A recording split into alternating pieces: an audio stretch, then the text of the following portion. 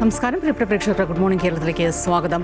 യുദ്ധം അവസാനിച്ചോ അല്ലെങ്കിൽ അവസാനിക്കുന്നതിനുള്ള എന്തെങ്കിലും സാധ്യതകൾ, അത്തരം വാർത്തകൾ ഒരുപക്ഷെ പശ്ചിമേഷ്യയിൽ നിന്ന് വരുന്നു എന്നറിയാൻ തന്നെയായിരിക്കും പ്രേക്ഷകർ ആകാംക്ഷയോടുകൂടി ഇന്നിപ്പോൾ ഈ രാവിലെ സ്ക്രീനിൽ മുന്നിലെത്തിയിരിക്കുക. പക്ഷേ അത്തരത്തിൽ ശുഭസൂചകമായ യാതൊരു വാർത്തകളും അവിടെ നിന്നും വരുന്നില്ല എന്ന കാര്യം തന്നെ ആദ്യം പറയട്ടെ. 5-ാം ദിവസവും ഇസ്രയേലിൻ്റെ ഇറാൻ ആക്രമണം, തിരിച്ച് ഇറാൻ്റെ ആക്രമണമൊക്കെ തുടരുകയാണ്. ഇസ്രയേൽ ലെബനോണിലെ ഹിസ്ബുള്ള കേന്ദ്രങ്ങൾ ആക്രമിക്കുന്നു. ഈ സംഘർഷങ്ങളെല്ലാം കഴിഞ്ഞ ദിവസത്തേതിന് സമാനമായി തുടരുകയാണ്. പക്ഷേ ഗൾഫ് മേഖലയിൽ നേരിയ തോതിലെങ്കിലും ഇതിനൊക്കെ ഒരു ആശ്വാസമുണ്ട്. വലിയ രീതിയിലുള്ള സംഘർഷങ്ങളൊന്നും റിപ്പോർട്ട് ചെയ്യപ്പെടുന്നില്ല എന്ന് പറയുമ്പോൾ കൂടിയും US കോൺസുലേറ്റ് ആക്രമിക്കാനുള്ള ഒരു ശ്രമം, ദുബായിലെ US കോൺസുലേറ്റ് ആക്രമിക്കാനുള്ള ഇറാൻ്റെ ഒരു ശ്രമം മാത്രമാണ് ഇപ്പോൾ റിപ്പോർട്ട് ചെയ്യപ്പെടുന്നത്. ഈ യുദ്ധം അനിശ്ചിതമായി നീളുമെന്ന സൂചനകൾ തന്നെ ലഭിക്കുകയാണ്. അങ്ങനെ തന്നെയാണ് ട്രംപിൻ്റെ പ്രതികരണവും. ഇന്നിപ്പോൾ ഇടതുമുന്നണി യോഗം ചേരുന്നുണ്ട്. സംസ്ഥാനത്തേക്ക് വരികയാണെങ്കിൽ സീറ്റ് വിഭജനം, ധാരണയായ സീറ്റുകളുടെ എണ്ണം ഇതൊക്കെ അറിയിക്കും. മാത്രമല്ല സീറ്റ് വിഭജന ചർച്ച ഇപ്പോൾ കേരള കോൺഗ്രസുമായി നടക്കുന്നുണ്ട്. അന്തിമമായി 12, 13 ഇതിൽ ഏതിൽ ഉറയ്ക്കണം എന്നതടക്കമുള്ള കാര്യങ്ങൾ ഇന്നിപ്പോൾ ചർച്ച ചെയ്യും. വിശദമായ റിപ്പോർട്ടുകൾ നിരവധിയുണ്ട്. വരാം തലക്കെട്ടുകളുടെ ശേഷം.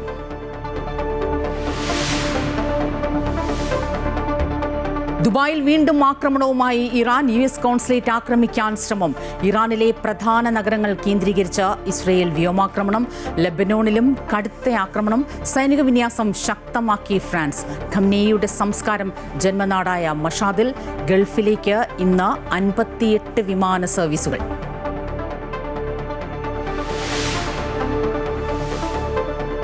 നിയമസഭാ തിരഞ്ഞെടുപ്പിൽ സീറ്റ് വിഭജനം പൂർത്തിയാക്കാൻ നിർണായക ഇടതുമുന്നണി യോഗം ഇന്ന് ചേരും. ഉഭയകക്ഷി യോഗത്തിൽ ധാരണയായ സീറ്റുകളുടെ എണ്ണം CPM യോഗത്തെ അറിയിക്കും. 13 സീറ്റ് വേണമെന്ന ആവശ്യത്തിൽ ഉറച്ച് കേരള കോൺഗ്രസ്. അന്തിമ സ്ഥാനാർത്ഥി പട്ടികയ്ക്കായി CPM സെക്രട്ടേറിയറ്റ് ഇന്ന് ചേരും.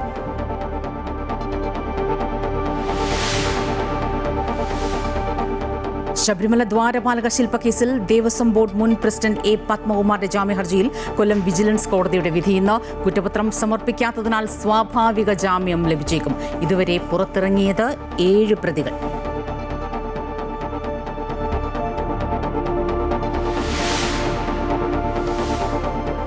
തുണ്ടിമുതൽ കേസിൽ ആന്റണി രാജുവിന്റെ ഹർജി ഇന്ന് ഹൈക്കോടതിയിൽ. ശിക്ഷ മരവിപ്പിക്കണമെന്ന ആവശ്യം. അപ്പീൽ തിരുവനന്തപുരം സെഷൻസ് കോടതി ഉത്തരവിന് എതിരെ.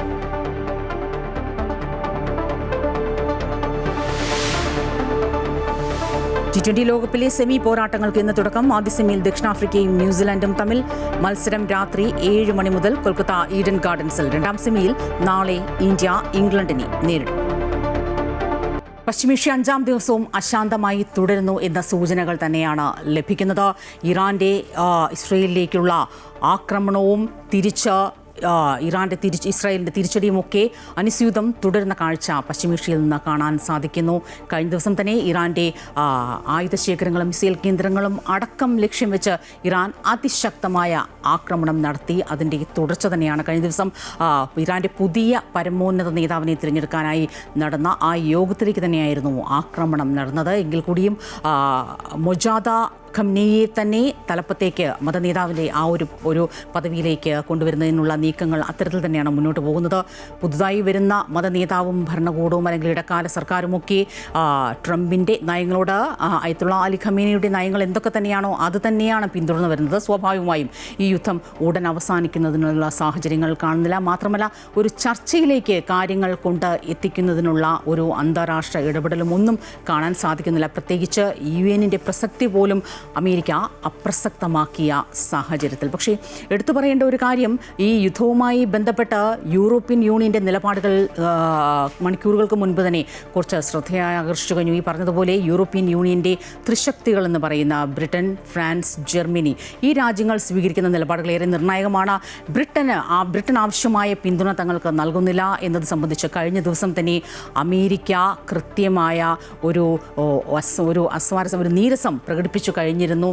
പഴയ സംഭവങ്ങളും പഴയ യുദ്ധങ്ങളും ഒക്കെ തന്നെയാണ് ഈ ഒരു സാഹചര്യത്തിൽ ബ്രിട്ടൻ അമേരിക്കയെ ഓർമ്മിപ്പിക്കുന്നതും. അതേസമയം ഫ്രാൻസ് കൃത്യമായ പിന്തുണയോടുകൂടി ഫ്രാൻസിൻ്റെ കപ്പൽ വ്യൂഹമടക്കം ഹോർമുസ് കടലിലേക്ക് നീങ്ങുന്നു എന്ന സൂചന വരുന്നുണ്ട്. കാരണം ഹോർമുസ് കടലിടുക്കിൽ അമേരിക്കയുടെ കപ്പലുകൾക്ക് നേരെ, എണ്ണ ടാങ്കറുകൾക്ക് നേരെയൊക്കെ ഇറാൻ ആക്രമണം നടത്തുന്ന സാഹചര്യത്തിൽ വലിയ രീതിയിലൊരു സാമ്പത്തിക പ്രഹരം തന്നെ ലോകത്തിന് അത് ഉണ്ടാക്കുമെന്നൊരു സാഹചര്യം നിലനിൽക്കെ ഒരുപക്ഷെ തങ്ങളുടെ കപ്പലുകൾ അല്ലെങ്കിൽ തങ്ങളുടെ നേവി അടക്കം ഈ എണ്ണ ടാങ്കറുകൾക്ക് എസ്കോർട്ട് നൽകണമെങ്കിൽ ആ ഒരു സാഹചര്യം ഉണ്ടാവുകയാണെങ്കിൽ അതും നൽകും എന്ന് കൃത്യമായി ട്രംപ് പറയുന്നുണ്ട്. എന്തായാലും ആ ഒരു മേഖല കേന്ദ്രീകരിച്ചുള്ള നേരിയ സംഘർഷം നിലനിൽക്കുകയാണ്. പക്ഷേ ഈ പറഞ്ഞതുപോലെ ഗൾഫ് മേഖലയിലേക്ക് വരുമ്പോൾ ഗൾഫ് രാജ്യങ്ങളിലേക്കുള്ള ഇറാൻ്റെ ആക്രമണത്തിൻ്റെ തോത് ഒരുപക്ഷെ വലിയൊരു നല്ല രീതിയിൽ കുറഞ്ഞുവെന്ന് പറയാം. എങ്കിൽ കൂടിയും ഇന്നിപ്പോൾ നമുക്ക് മനസ്സിലാക്കാൻ സാധിക്കുന്ന ദുബായിലെ US കോൺസുലേറ്റിന് സമീപം തീപിടുത്തം ഉണ്ടായിരിക്കുന്നു. ഒരു അറ്റാക്ക് നടത്താനുള്ള സാധ്യത ഒരുപക്ഷെ അത് പ്രതിരോധിച്ചു എന്ന് വേണം മനസ്സിലാക്കാൻ. ശ്രീരാജ് കൈമൾ ചേരുകയാണ് വിവരങ്ങളുമായി. ശ്രീരാജ്, മറ്റ് അപകടങ്ങളൊന്നും ഉണ്ടായിട്ടില്ല, ശാന്തമായി ഒരുപക്ഷേ ആ ഒരു മേഖല അല്ലെങ്കിൽ ഗൾഫിലേക്കുള്ള അറ്റാക്കിന് കുറവുണ്ട് എന്ന് മനസ്സിലാക്കുമ്പോൾ കൂടിയും ഇതുപോലെ ഒറ്റപ്പെട്ട സംഭവങ്ങൾ ഉണ്ടാകുന്നുണ്ടല്ലോ. തീർച്ചയായിട്ടും ഒറ്റപ്പെട്ട ചില സംഭവങ്ങളാണ് ഇവിടെ നിന്ന് റിപ്പോർട്ട് ചെയ്യാനുള്ളത്. പൊതുവെ നേരത്തെ സൂചിപ്പിച്ചതുപോലെ ഗൾഫ് രാജ്യങ്ങൾക്ക് മേലുള്ള ആക്രമണത്തിൽ ഗണ്യമായ രീതിയിലുള്ള ഒരു കുറവ് തന്നെയാണ് നമുക്കിപ്പോൾ ഇവിടുന്ന് പറയാൻ സാധിക്കുന്നത്. അതിലേറ്റവും പ്രധാനം നേരത്തെ പറഞ്ഞത് തന്നെയാണ് ഈ ഒരു ദുബായിലെ US കോൺസുലേറ്റിന് സമീപം ഉണ്ടായ ഒരു തീപിടുത്തം നിയന്ത്രണ വിധേയമാക്കിയെന്ന് ദുബായ് മീഡിയ ഓഫീസ് അറിയിക്കുന്നുണ്ട്. ഒരു ഡ്രോൺ ആക്രമണത്തിന്റെ ശ്രമത്തെ തുടർന്നാണ് ഈ തീപിടുത്തം ഉണ്ടായതെന്നാണ് ദുബായ് മീഡിയ ഓഫീസ് പറയുന്നത്. മറ്റ് അപകടങ്ങളൊന്നും ഇതുമായി ബന്ധപ്പെട്ട് റിപ്പോർട്ട് ചെയ്തിട്ടില്ല. മറ്റ് ഗൾഫ് രാജ്യങ്ങളുടെ കാര്യമെടുത്താൽ ഖത്തറിൽ അൽ-ഉദൈദ് US ബേസിലേക്ക് ഒരു മിസൈൽ ആക്രമണം ഉണ്ടായി എന്ന് ഖത്തർ പ്രതിരോധ മന്ത്രാലയം അറിയിക്കുന്നുണ്ട്. 2 തവണ ഉണ്ടായ ആക്രമണം അതിലൊരെണ്ണം കൃത്യമായി പ്രതിരോധിച്ചുവെന്നും മറ്റൊന്ന് US ബേസിൽ പതിച്ചു എന്നുമാണ് ഈ റിപ്പോർട്ടിൽ പറയുന്നത്. മറ്റൊന്ന് ഖത്തറിൽ നിന്ന് ഇറാൻ റവല്യൂഷണറി ഗാർഡുമായി ബന്ധമുള്ള ഒരു 10 പേരെ അറസ്റ്റ് ചെയ്തു എന്നുള്ള വിവരം പുറത്തു വരുന്നുണ്ട്. അതുപോലെ സമൂഹ മാധ്യമങ്ങൾ ദുരുപയോഗം ചെയ്ത കൃത്യമല്ലാത്ത വിവരങ്ങൾ പങ്കുവച്ച 2 പേരെ ബഹ്റൈനിലും അറസ്റ്റ് ചെയ്തിട്ടുണ്ട്. US-ന്റെ സ്റ്റേറ്റ് ഡിപ്പാർട്ട്മെന്റ് അറിയിക്കുന്നത് UAE-യിൽ നിന്നും സൗദി അറേബ്യയിൽ നിന്നും ജോർദാനിൽ നിന്നും മടങ്ങാൻ ആഗ്രഹിക്കുന്ന പൗരന്മാർക്ക് വേണ്ടി പ്രത്യേക ചാർട്ടർ വിമാനങ്ങൾ സൗകര്യം ഒരുക്കുന്നതായിട്ട് US സ്റ്റേറ്റ് ഡിപ്പാർട്ട്മെന്റിന്റെ അറിയിപ്പും ഇപ്പോൾ വരുന്നുണ്ട്. മറ്റൊന്ന് ഇന്ത്യയിലേക്ക് ഉള്ള വിമാന സർവീസുകളുടെ എണ്ണം, ഈ പ്രത്യേക വിമാന സർവീസുകളുടെ എണ്ണം വർദ്ധിപ്പിച്ചു കൊണ്ടുവരുന്നുണ്ട് പല വിമാന കമ്പനികളും. സ്പൈസ് ജെറ്റ് അത് സംബന്ധിച്ചിട്ടുള്ള ഒരു അറിയിപ്പ് ഇന്നലെ രാത്രി ശ്രീരാജ് 58ഓളം ഫ്ലൈറ്റുകൾ ഇന്നിപ്പോൾ രാജ്യത്തു നിന്നും ഉണ്ടാകും എന്നാണ് മനസ്സിലാക്കാൻ സാധിക്കുന്നത്. പ്രധാനമായും ആരെയൊക്കെയായിരിക്കും ഒരുപക്ഷെ ഈ എമർജൻസിയായി നാട്ടിലേക്ക് കടത്തിവിടുക? സ്പെഷ്യൽ ഫ്ലൈറ്റിൽ നമ്മൾ മനസ്സിലാക്കിയിടത്തോളം നേരത്തെ ടിക്കറ്റ് എടുത്ത് യാത്ര മുടങ്ങിയ ആളുകൾക്കും അതുപോലെ തന്നെ വിനോദസഞ്ചാരത്തിനും മറ്റുമായി UAE-ലെത്തി മടങ്ങാൻ സാധിക്കാതെ തങ്ങുന്ന ആളുകൾക്കുമൊക്കെയാണ് ഈ ഒരു പ്രിഫറൻസ് യാത്ര ഫ്ലൈറ്റിലേക്ക് ലഭിക്കുക എന്നുള്ളതാണ് നമ്മൾ മനസ്സിലാക്കുന്നത്. ഇന്നലെ തന്നെ UAE നടത്തിയ ഒരു വാർത്താ സമ്മേളനത്തിൽ UAE-യുടെ അധികൃതർ വ്യക്തമാക്കിയിരുന്നു യാത്രാ സൗകര്യം കൂടുതൽ സജീവമാക്കുന്നതിനെ കുറിച്ചുള്ള നീക്കങ്ങൾ നടത്തുന്നുണ്ട്. ഏതാണ്ട് 17,000-ഓളം യാത്രികരെ ലക്ഷ്യസ്ഥാനത്ത് എത്തിക്കാനായിട്ട് സാധിച്ചു എന്നാണ് ഇന്നലെ പറഞ്ഞത്. അതുകൂടാതെ ഏതാണ്ട് 80ഓളം ഫ്ലൈറ്റുകൾ, പ്രത്യേക ഫ്ലൈറ്റ് സർവീസുകൾ UAE-യിൽ നിന്ന് വിവിധ വിമാനത്താവളങ്ങളിൽ നിന്നായി തയ്യാറാക്കുന്നു, അതിനുള്ള സംവിധാനങ്ങൾ ചെയ്യുന്നു എന്ന് പറയുന്നുണ്ട്. അപ്പോൾ സ്വാഭാവികമായിട്ടും ഇപ്പൊ നിലവിൽ യാത്ര മുടങ്ങി ഇവിടെ തങ്ങുന്നവർക്കും വിനോദസഞ്ചാരത്തിനും വിസിറ്റിനുമൊക്കെയായി വന്ന് ഇവിടെ കുടുങ്ങിപ്പോയവർക്കൊക്കെ ആയിരിക്കും ആദ്യ പരിഗണന എന്തായാലും ലഭിക്കുക. പക്ഷേ വരും ദിവസങ്ങളിൽ കൂടുതൽ സജീവമായ രീതിയിൽ ഈ വ്യോമ ഗതാഗത മേഖല കൂടുതൽ സജീവമാകുമെന്നുള്ളൊരു സൂചനകളാണ് ഇപ്പോൾ ലഭിച്ചുകൊണ്ടിരിക്കുന്നത്. ശ്രീരാജാണ് വിവരങ്ങളുമായി ചേർന്നത്. പശ്ചിമേഷ്യൻ സംഘർഷത്തിൻ്റെ പശ്ചാത്തലത്തിൽ ആഗോള എണ്ണ വിപണിയടക്കം കടുത്ത ആശങ്കയിലേക്ക് നീങ്ങുന്നു എന്ന റിപ്പോർട്ടുകൾ പുറത്തുവരുന്നുണ്ട്. ഒരുപക്ഷെ 787 പേർ ഇറാനിൽ മരിച്ചു എന്ന് പറയുമ്പോഴും ഈ മരണസംഖ്യയൊക്കെ ഇതിനേക്കാൾ കൂടുന്നതിനുള്ള സാഹചര്യമാണ്. 1000-ഓളം മരണസംഖ്യ അടുക്കുന്നുവെന്ന അനൗദ്യോഗിക കണക്കുകളും പുറത്തുവരുന്നുണ്ട്. എന്തായാലും വലിയ രീതിയിലുള്ള ഒരു വിലക്കയറ്റമടക്കം ഭക്ഷ്യക്ഷാമമടക്കം ഇറാൻ്റെ ഒരു ഭാഗം മുതൽ ബാധിച്ചു തുടങ്ങിയിരിക്കുന്നു എന്ന സൂചനകളും പുറത്തു വരുന്നുണ്ട്. അതിരൂക്ഷമായി തന്നെ ഇസ്രയേൽ ലബനോനെ ആക്രമിക്കുന്നു. ഹിസ്ബുള്ള കേന്ദ്രങ്ങൾ, ബെയ്റൂട്ടിലടക്കം ഹിസ്ബുള്ള കേന്ദ്രങ്ങൾ തിരഞ്ഞുപിടിച്ച് ആക്രമിക്കുന്ന സാഹചര്യമുണ്ട്. ഈ സമയത്ത് തന്നെ ഖത്തറിൽ IRGC ചാരന്മാരെന്ന് സംശയിക്കുന്ന 10 പേരെ അറസ്റ്റ് ചെയ്തിട്ടുണ്ട് എന്ന വിവരം ഏറ്റവും ഒടുവിലായി പുറത്തു വരുന്നുണ്ട്. രാജ്യത്തിൻ്റെ ഏറ്റവും പ്രധാനപ്പെട്ടതും സൈനികവുമായ അടിസ്ഥാന സൗകര്യങ്ങളെക്കുറിച്ച് അതിനുള്ള രഹസ്യ വിവരങ്ങൾ ശേഖരിക്കുന്നതിനായി ചാരവൃത്തിയിൽ ഏർപ്പെട്ടവരെ അറസ്റ്റ് ചെയ്തു എന്നാണ് ഖത്തർ അധികൃതർ വ്യക്തമാക്കുന്നത്. ഒപ്പം തന്നെ ഈ പെൺകുട്ടികളുടെ സ്കൂളിലെ വ്യോമാക്രമണത്തിൽ കൊല്ലപ്പെട്ട അവരുടെ ആ കുട്ടികളുടെ എല്ലാം ശവസംസ്കാര ചടങ്ങുകളുടെ ചിത്രങ്ങളടക്കം പുറത്തു വന്ന സാഹചര്യം കൂടിയുണ്ട്. എന്തായാലും 5ാം ദിവസവും ആക്രമണം തുടരുകയാണ് എന്ന് തന്നെയാണ്. ശക്തമായ ആക്രമണം പശ്ചിമേഷ്യയിൽ ഇസ്രയേൽ US നടത്തുന്ന ഇറാനിലേക്ക് നടത്തുന്ന ആക്രമണം ഇറാന്റെ തിരിച്ചടിയും ആ മേഖലയിൽ തുടരുന്നു എന്ന് വേണം മനസ്സിലാക്കാൻ. പശ്ചിമേഷ്യയിലെ സംഘർഷത്തിന്റെ പശ്ചാത്തലത്തിൽ ആഗോള എണ്ണ വിപണി കടുത്ത ആശങ്കയിലാണ്. ലോകത്തെ പ്രധാന എണ്ണക്കടത്ത് പാതയായ ഹോർമുസ് കടലിടുക്ക് ഇറാൻ അടച്ചതോടെ ഇന്ധന വിതരണം തടസ്സപ്പെടുമെന്ന ഭീതിയിലാണ് ലോകരാഷ്ട്രങ്ങൾ. എന്നാൽ ഇന്ത്യയിൽ നിലവിൽ ആശങ്കപ്പെടേണ്ട സാഹചര്യമില്ല എന്ന് കേന്ദ്ര സർക്കാർ വ്യക്തമാക്കി. 50 ദിവസത്തേക്കുള്ള ഇന്ധന ശേഖരം രാജ്യത്തുണ്ടെന്നും ബദൽ മാർഗങ്ങൾ തേടുകയാണെന്നും സർക്കാർ അറിയിച്ചിട്ടുണ്ട്. പശ്ചിമേഷ്യയിലെ സംഘർഷത്തോടെ ലോകം വീണ്ടും ഊർജ്ജ പ്രതിസന്ധിയുടെ നിഴലിലാണ്. യുദ്ധം കടുക്കുമ്പോൾ ആഗോള എണ്ണ വിപണി ഉലയുകയാണ്. ലോകത്തിലെ ഏറ്റവും പ്രധാനപ്പെട്ട എണ്ണക്കടത്തുപാതയായ ഹോർമുസ് കടലിടുക്ക് ഇറാൻ അടച്ചതോടെ കാര്യങ്ങൾ ആശങ്കയിലേക്ക് നീങ്ങുകയാണ്. കപ്പലുകൾക്ക് നേരെ ആക്രമണം തുടരുമെന്ന ഇറാന്റെ മുന്നറിയിപ്പ് രാജ്യങ്ങളെ പ്രതിസന്ധിയിലാക്കിയിട്ടുണ്ട്. അതേസമയം രാജ്യാന്തര വിപണിയിൽ എണ്ണവില കുതിച്ചുയരുകയാണ്. ബ്രന്റ് ക്രൂഡ് വില ബാരലിന് $79.44 ഉയർന്നു. US ക്രൂഡ് വിലയിലും സമാനമായ വർധനവാണ് രേഖപ്പെടുത്തുന്നത്. കപ്പലുകളുടെ ഇൻഷുറൻസ് റദ്ദാക്കിയതും ചരക്കുകൂലി വർദ്ധിച്ചതും പ്രതിസന്ധി ഇരട്ടിയാക്കുന്നു. യുദ്ധം നീണ്ടാൽ ആഗോള എണ്ണവില $110 വരെ കുതിച്ചേക്കാമെന്ന് വിദഗ്ധർ മുന്നറിയിപ്പ് നൽകുന്നുണ്ട്. ആഗോളതലത്തിൽ ആശങ്ക പുകയുമ്പോഴും ഇന്ത്യ സുരക്ഷിതമാണെന്ന് കേന്ദ്ര സർക്കാർ പറയുന്നു. രാജ്യത്ത് നിലവിൽ 50 ദിവസത്തേക്കുള്ള ഇന്ധന ശേഖരമുണ്ടെന്ന് കേന്ദ്രം അറിയിച്ചു. ഇതിൽ 25 ദിവസത്തെ ക്രൂഡ് ഓയിലും ബാക്കി 25 ദിവസത്തെ പെട്രോളിയം ഉൽപ്പന്നങ്ങളുമാണ് ഉള്ളത്. സാധാരണക്കാരെ സംബന്ധിച്ചിടത്തോളം ആശ്വാസം നൽകുന്ന മറ്റൊരു വാർത്ത പെട്രോൾ ഡീസൽ വിലയിൽ ഉടൻ വർധനവ് വരുത്താൻ സർക്കാർ ആലോചിക്കുന്നില്ല എന്നതാണ്. ഉപഭോക്താക്കളുടെ താൽപര്യങ്ങൾക്കാണ് നിലവിൽ മുൻഗണനയെന്നും രാജ്യാന്തര സാഹചര്യം സൂക്ഷ്മമായി വിലയിരുത്തുകയാണെന്നും കേന്ദ്ര സർക്കാർ അറിയിച്ചു. എങ്കിലും യുദ്ധം ദീർഘകാലം നീണ്ടുനിൽക്കുകയാണെങ്കിൽ അത് ഇന്ത്യയുടെ സമ്പദ് വ്യവസ്ഥയെയും ബാധിച്ചേക്കാം. നിലവിൽ 50 ദിവസത്തെ സാവകാശം ഇന്ത്യക്കുണ്ടെങ്കിലും പശ്ചിമേഷ്യയിലെ ഓരോ ചലനവും രാജ്യത്തെ എണ്ണ ഇറക്കുമതി ഉൾപ്പെടെ ബാധിക്കും. News desk Amrita TV. ഫുജേറയിൽ നിന്നുള്ള പ്രത്യേക ചാർട്ടർ വിമാനം ഇന്നിപ്പോൾ പുലർച്ചെ 4:30 നെടുമ്പാശ്ശേരി വിമാനത്താവളത്തിൽ എത്തിയിട്ടുണ്ട്. നമുക്ക് അറിയാം എങ്ങനെയാണ് യാത്രക്കാരുടെ ഒരു പ്രതികരണമെന്ന്. അശ്വതി ചേരുകയാണ്. അശ്വതി, 4:30 ഇപ്പോൾ നെടുമ്പാശ്ശേരിയിൽ എത്തിയിരിക്കുകയാണ് ഫുജേറയിൽ നിന്നുള്ള ചാർട്ടർ വിമാനം. യാത്രക്കാർ എന്താണ് അവരുടെ ഒരു അവസ്ഥ, അവരുടെ പ്രതികരണം? ഈ നടി സ്വാസിക അടക്കമുള്ളവർ ആ ഫ്ലൈറ്റിലുണ്ടായിരുന്നു എന്ന് വേണം മനസ്സിലാക്കാൻ. എന്താണ് ഒരു പ്രതികരണങ്ങളൊക്കെ? It's not like heavy panicky situation is not there, but still we are from India, no? So we are from other countries. Definitely they will get little panicked. She went alone actually. So yeah, that's the main thing. So if I was there, no, she would have been more calm or composed. So otherwise situation is okay, normal there. People the government are working. is supporting the people, so it's, everything is all right over there. And suddenly like Akbar Travel, they support us. So many people get relieved from that space. അശ്വതിയിലേക്കാണ്. Aswathy, സ്വാസികയുടെ അടക്കമുള്ള പ്രതികരണം കേൾക്കുകയാണ്. ഈ അത്ര വലിയ നമ്മളിവിടെ ഈ പറയുന്നത് പോലെ അത്ര വലിയൊരു പാനിക്കായ സിറ്റുവേഷൻസ് ഒന്നും അവിടെയില്ല. പക്ഷേ ജാഗ്രതാ നിർദ്ദേശങ്ങൾ നൽകിയിട്ടുണ്ട്. അത് പാലിച്ച് തന്നെ മുന്നോട്ട് പോകണമെന്ന സാഹചര്യം എന്നാണ് പറയുന്നത്. എങ്ങനെയാണ് മറ്റ് യാത്രക്കാരടക്കം പ്രതികരിക്കുന്നത്?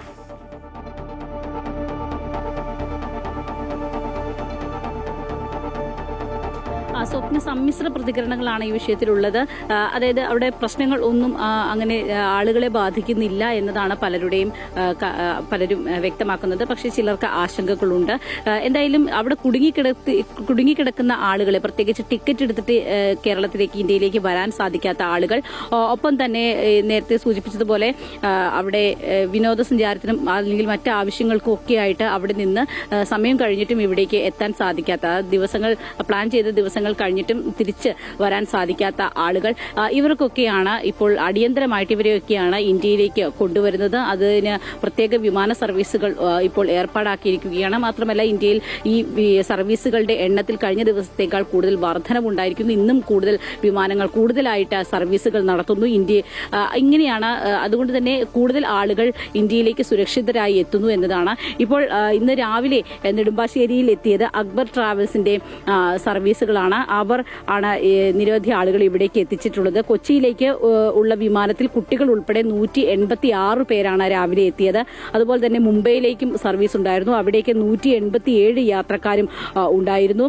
പ്രത്യേക ചാർട്ടർ വിമാനത്തിലാണ് ഈ കൊച്ചിയിലേക്കും മുംബൈയിലേക്കും സർവീസുകൾ നടത്തിയിരുന്നത്, ഇന്ന് രാവിലെ നടത്തിയിട്ടുള്ളത്. അങ്ങനെ നിരവധി ആളുകൾ ഇവിടേക്ക് എത്താനായിട്ട് സാധിച്ചിട്ടുണ്ട്. ഇത്തരത്തിലുള്ള നോർമൽ സർവീസുകൾ അല്ലാതെ ഇത്തരം പ്രത്യേക സർവീസുകളാണ് ഇപ്പോൾ നടത്തിക്കൊണ്ടിരിക്കുന്നത്. അങ്ങനെ കൂടുതൽ ആളുകൾക്ക് നമുക്ക് UAE അടക്കമുള്ള സ്ഥലങ്ങളിൽ നിന്നും ഇന്ത്യയിലേക്ക് അല്ലെങ്കിൽ കേരളത്തിലേക്കൊക്കെ വരാനുള്ള ഒരു സാഹചര്യം നിലവിൽ ഉണ്ട്.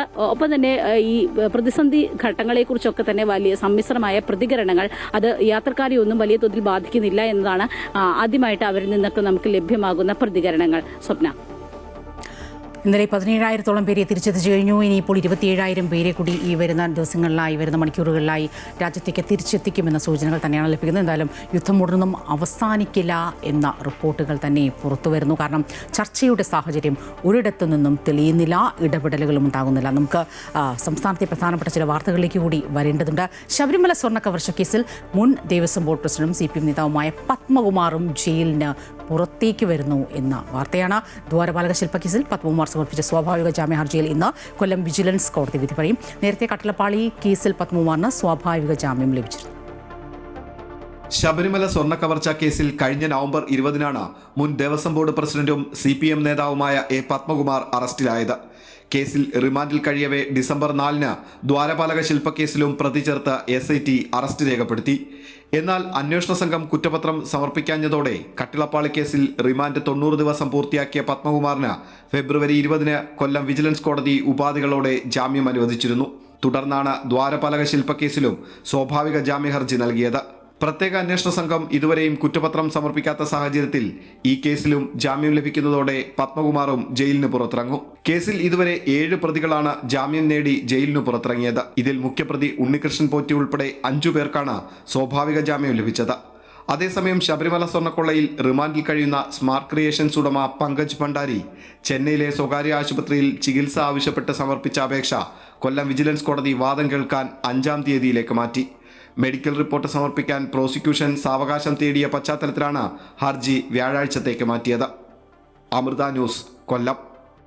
നിയമസഭാ തിരഞ്ഞെടുപ്പിൽ സീറ്റ് വിഭജനം പൂർത്തിയാക്കാൻ ഇടതുമുന്നണി യോഗം ഇന്നിപ്പോൾ തിരുവനന്തപുരത്ത് ചേരുകയാണ്. വൈകിട്ട് 3-ന് AKG സെന്ററിലാണ് യോഗം ചേരുന്നത്. ഉഭയകക്ഷി യോഗത്തിൽ ധാരണയായ സീറ്റുകളുടെ എണ്ണം CPM യോഗത്തെ അറിയിക്കും. 13 സീറ്റുകൾ വേണമെന്നാണ് കേരള കോൺഗ്രസിന്റെ ആവശ്യം. മുന്നണി യോഗത്തിന് മുൻപ് CPM സ്ഥാനാർത്ഥി പട്ടിക തയ്യാറാക്കാൻ CPM സെക്രട്ടേറിയറ്റ് യോഗവും ചേരും. വിവരങ്ങളുമായി രജിത് ചേരുകയാണ്. രജിത്, സ്ഥാനാർത്ഥി നിർണ്ണയത്തിൽ ഏതാണ്ടൊക്കെ ധാരണയായി കഴിഞ്ഞു. ഇനിയിപ്പോൾ സീറ്റ് വിഭജനത്തിന്റെ സമയമാണ്. ഇപ്പോൾ കേരള കോൺഗ്രസ് 13 സീറ്റുകൾ എന്ന ആവശ്യത്തിൽ ഉറച്ചു നിൽക്കുകയാണല്ലോ. എന്തായിരിക്കും CPM-ന്റെ ഒരു നിലപാട്?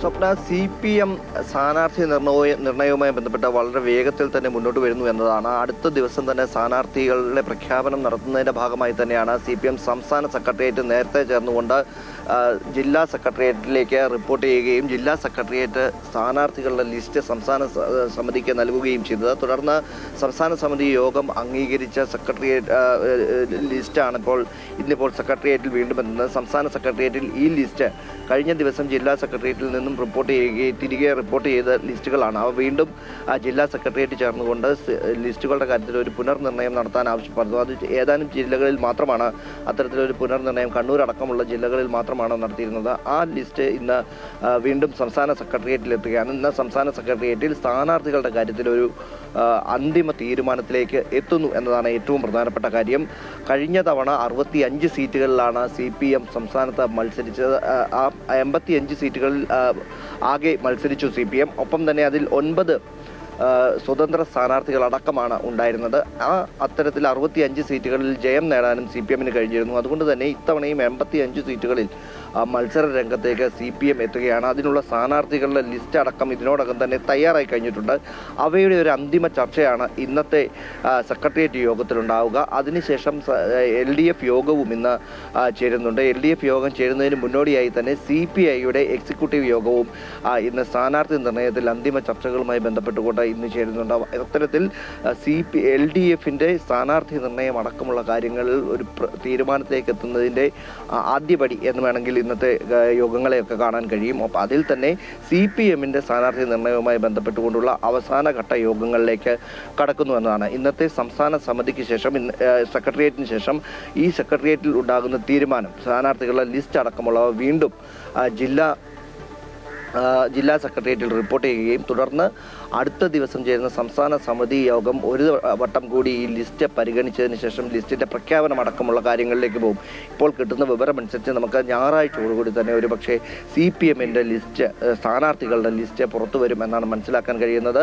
നേരത്തെ തന്നെ ലിസ്റ്റ് പ്രഖ്യാപിച്ചുകൊണ്ട് നിലവിലിപ്പോൾ UDF-ൻ്റെ ലിസ്റ്റ് നേരത്തെ തന്നെ എത്തും, അല്ലെങ്കിൽ കോൺഗ്രസിൻ്റെ ലിസ്റ്റ് ആദ്യം തന്നെ എത്തുമെന്നൊരു കാര്യങ്ങൾ നേരത്തെ വന്നിരുന്നു എങ്കിൽ തന്നെയും ഇപ്പോൾ LDF CPM ആ ഒരു കാര്യത്തിൽ മുന്നിലേക്ക് വരുന്നു എന്നതാണ് ഏറ്റവും പ്രധാനപ്പെട്ട കാര്യം. ഞായറാഴ്ചയോടുകൂടി CPM-ൻ്റെ ലിസ്റ്റ് പുറത്തേക്ക് വരും എന്നാണ് നമുക്ക് മനസ്സിലാക്കാൻ കഴിയുന്നത്. അതിന് മുന്നോടിയായാണ് ഇന്നത്തെ സംസ്ഥാന സെക്രട്ടേറിയറ്റ് യോഗം ചേർന്നുകൊണ്ട് തീരുമാനങ്ങൾ ബന്ധപ്പെട്ട ഇടതുമുന്നണി യോഗം ഇടതുമുന്നണി യോഗം ഇന്നിപ്പോൾ ചേരാനിരിക്കുന്നു. നമുക്കറിയാം, ആദ്യം സ്ഥാനാർത്ഥികളെ പ്രഖ്യാപിച്ച ഒരുപക്ഷേ ഈ തെരഞ്ഞെടുപ്പിൽ ഒരുപടി മുന്നിൽ പ്രചരണഘട്ടത്തിൽ ഒരു മുൻകൈ നേടിയെടുക്കാനുള്ള ശ്രമമായിരുന്നു തുടക്കത്തിൽ മുന്നണികൾ കാണിച്ചിരുന്നത് എങ്കിൽ എതിർ സ്ഥാനാർത്ഥി ആര്, അല്ലെങ്കിൽ അത് സംബന്ധിച്ച സൂചനകളൊക്കെ ഒരുപക്ഷെ പുറത്തു വന്നതിന് ശേഷം തങ്ങളുടെ സ്ഥാനാർത്ഥി പ്രഖ്യാപനത്തിലേക്ക് എന്നതടക്കമുള്ള ഒരു നിലപാടിലേക്ക് ഇപ്പോൾ ഈ ഒരു സാഹചര്യത്തിൽ മുന്നണികൾ നീങ്ങുന്ന കാഴ്ചയാണ് കാണാൻ സാധിക്കുന്നത്. എന്തായാലും ഇടതുമുന്നണി യോഗം ഇന്നിപ്പോൾ തിരുവനന്തപുരത്ത് ചേരുന്നു. ഈ ഇതുവരെ ധാരണയായ സീറ്റുകൾ എങ്ങനെയാണ് എന്ന കാര്യം ഇപ്പോൾ CPM യോഗത്തെ അറിയിക്കും. മാത്രമല്ല, കേരള കോൺഗ്രസിൻ്റെ ആവശ്യം 13 സീറ്റുകൾ വേണമെന്ന കേരള കോൺഗ്രസിൻ്റെ ആവശ്യം അത് ചർച്ചയാകും. ഞായറാഴ്ചയോടുകൂടി ഒരുപക്ഷെ CPM-ൻ്റെ പട്ടിക പ്രഖ്യാപിക്കുമെന്നാണ് മനസ്സിലാക്കാൻ സാധിക്കുന്നത്. രജിതാണ് വിവരങ്ങളുമായി ചേർന്നത്. നിയമസഭാ തെരഞ്ഞെടുപ്പിന് മുന്നോടിയായി പ്രതിപക്ഷ നേതാവ് VD സതീശൻ നയിക്കുന്ന പുതുയുഗ യാത്ര ഇന്ന് തിരുവനന്തപുരം ജില്ലയിൽ പ്രവേശിക്കും. വർക്കലയിൽ രാവിലെ 10 മണിക്ക് ആദ്യ സ്വീകരണം നൽകും. 7-ന് പുത്തരിക്കണ്ടത്ത് നടക്കുന്ന സമാപന സമ്മേളനത്തിൽ രാഹുൽ ഗാന്ധി മുഖ്യാതിഥിയാകും.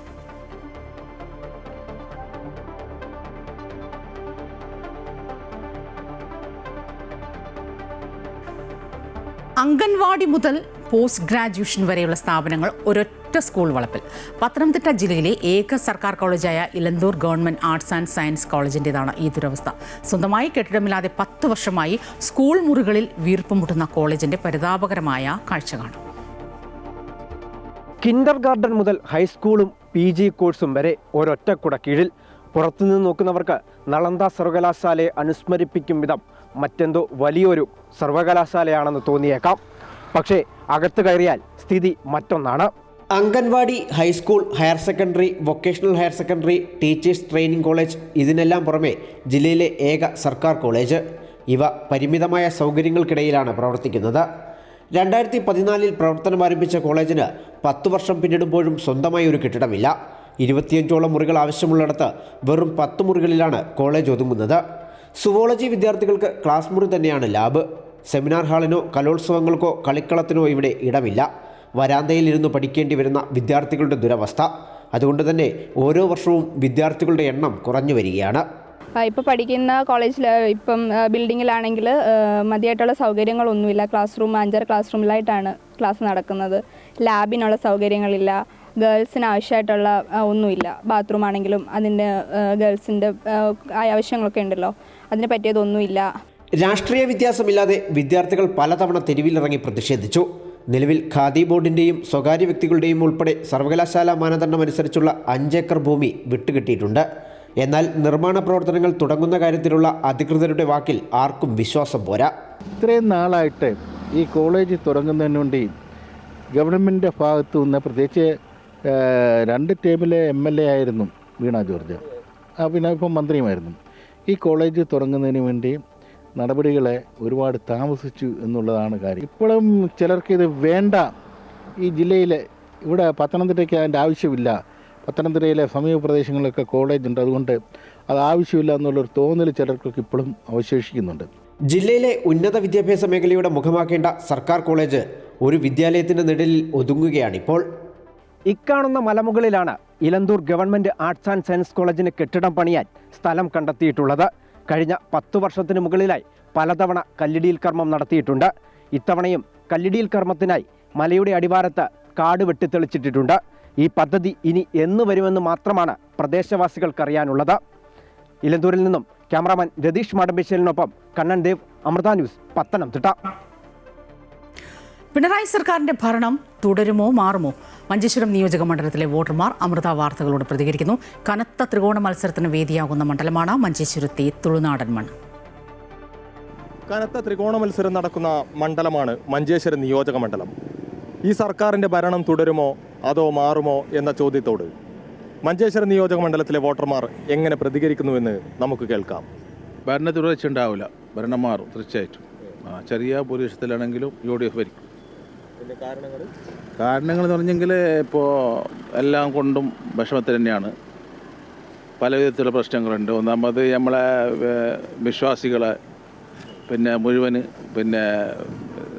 പറ്റിച്ചുകൊണ്ട് അവിടെ ശബരിമലയിൽ, ഞാനൊരു മുസൽമാനാണ്, എന്നാലും നമ്മുടെ ഹിന്ദുക്കളുടെ സഹോദരന്മാരുടെ ഒരു ഇതാണ് വിശ്വാസം. അവിടെ സ്വർണ്ണങ്ങൾ അടിച്ചു മാറ്റി ചെമ്പാക്കി മാറ്റി, അതൊക്കെ വലിയൊരു നാണക്കേടായിട്ടുള്ള ഒരു പരിപാടികളാണ് ഈ LDF ഗവൺമെൻറ്റിന്. അതുപോലെ ഒരുപാട് കാര്യങ്ങൾ എല്ലാത്തിലും എന്തും പറഞ്ഞാലും എന്തായാലും ഇപ്രാവശ്യം UDF ഭരണം പിണറായിയുടെ തുടരുമോ അല്ല മാറുമോ? മാറും.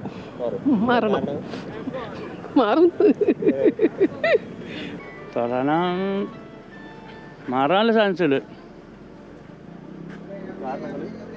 കാരണങ്ങൾ ജനങ്ങൾക്ക് അറിയുന്നില്ല ഓരോ ഇത് പറ്റിയത്. അതുകൊണ്ട് ആർക്ക് ജനങ്ങൾക്ക് ഇലക്ഷൻ്റെ പേരുമ്പൊക്കെ അത് മാറ്റി ഇതാക്കും ജനങ്ങളിത്. നല്ല അഭിപ്രായമാണ്. ചിലപ്പോൾ നല്ല അഭിപ്രായം, നല്ല ഉണ്ടെങ്കിൽ നല്ല അഭിപ്രായം നമുക്ക്. നല്ല മുന്നോട്ട് പോകുന്നെങ്കിൽ നല്ല അഭിപ്രായത്തിന് നമ്മളുള്ളത്. തുടരും. സർക്കാരിനെ കുറിച്ച് ഇപ്പോഴത്തെ ഇവിടെ കാസർഗോഡ് ഡിസ്ട്രിക്റ്റിലൊന്നും പോരാ, ബാക്കിയെല്ലാം നല്ലതാക്കിനെ അയാൾ പിണറായി വിജയൻ നല്ല ഇതന്നെ. ആ കണക്കിൽ അതേ വരുവാന്ന് നമുക്കൊരു ഡൗട്ട്. വീണ്ടും വരുമെന്ന് കാണുന്നുണ്ട് നമ്മൾ മനസ്സിലേക്ക്. അങ്ങനെയാണ് ഇതൊരു ഡിസ്ട്രിക്ട് മാത്രം എന്തോ പോരാ. ഇത് ഭരണം ഏതായെങ്കിൽ മനുഷ്യന്മാർക്ക് അവരവരെ പബ്ലിക്കിനെ കുറച്ച് സപ്പോർട്ടാക്കണം എല്ലാത്തിനും. അങ്ങനെ ഭരണം ഇത് തന്നെ നല്ലത്. കുഴപ്പമില്ല, ഏതെങ്കിലും ആവും. നമുക്ക് ഏത് ഭരണമെങ്കിലും ആവും, നമുക്ക് കുഴപ്പമില്ല. ഞാൻ എന്ന് പറയുന്നില്ല ഇനി.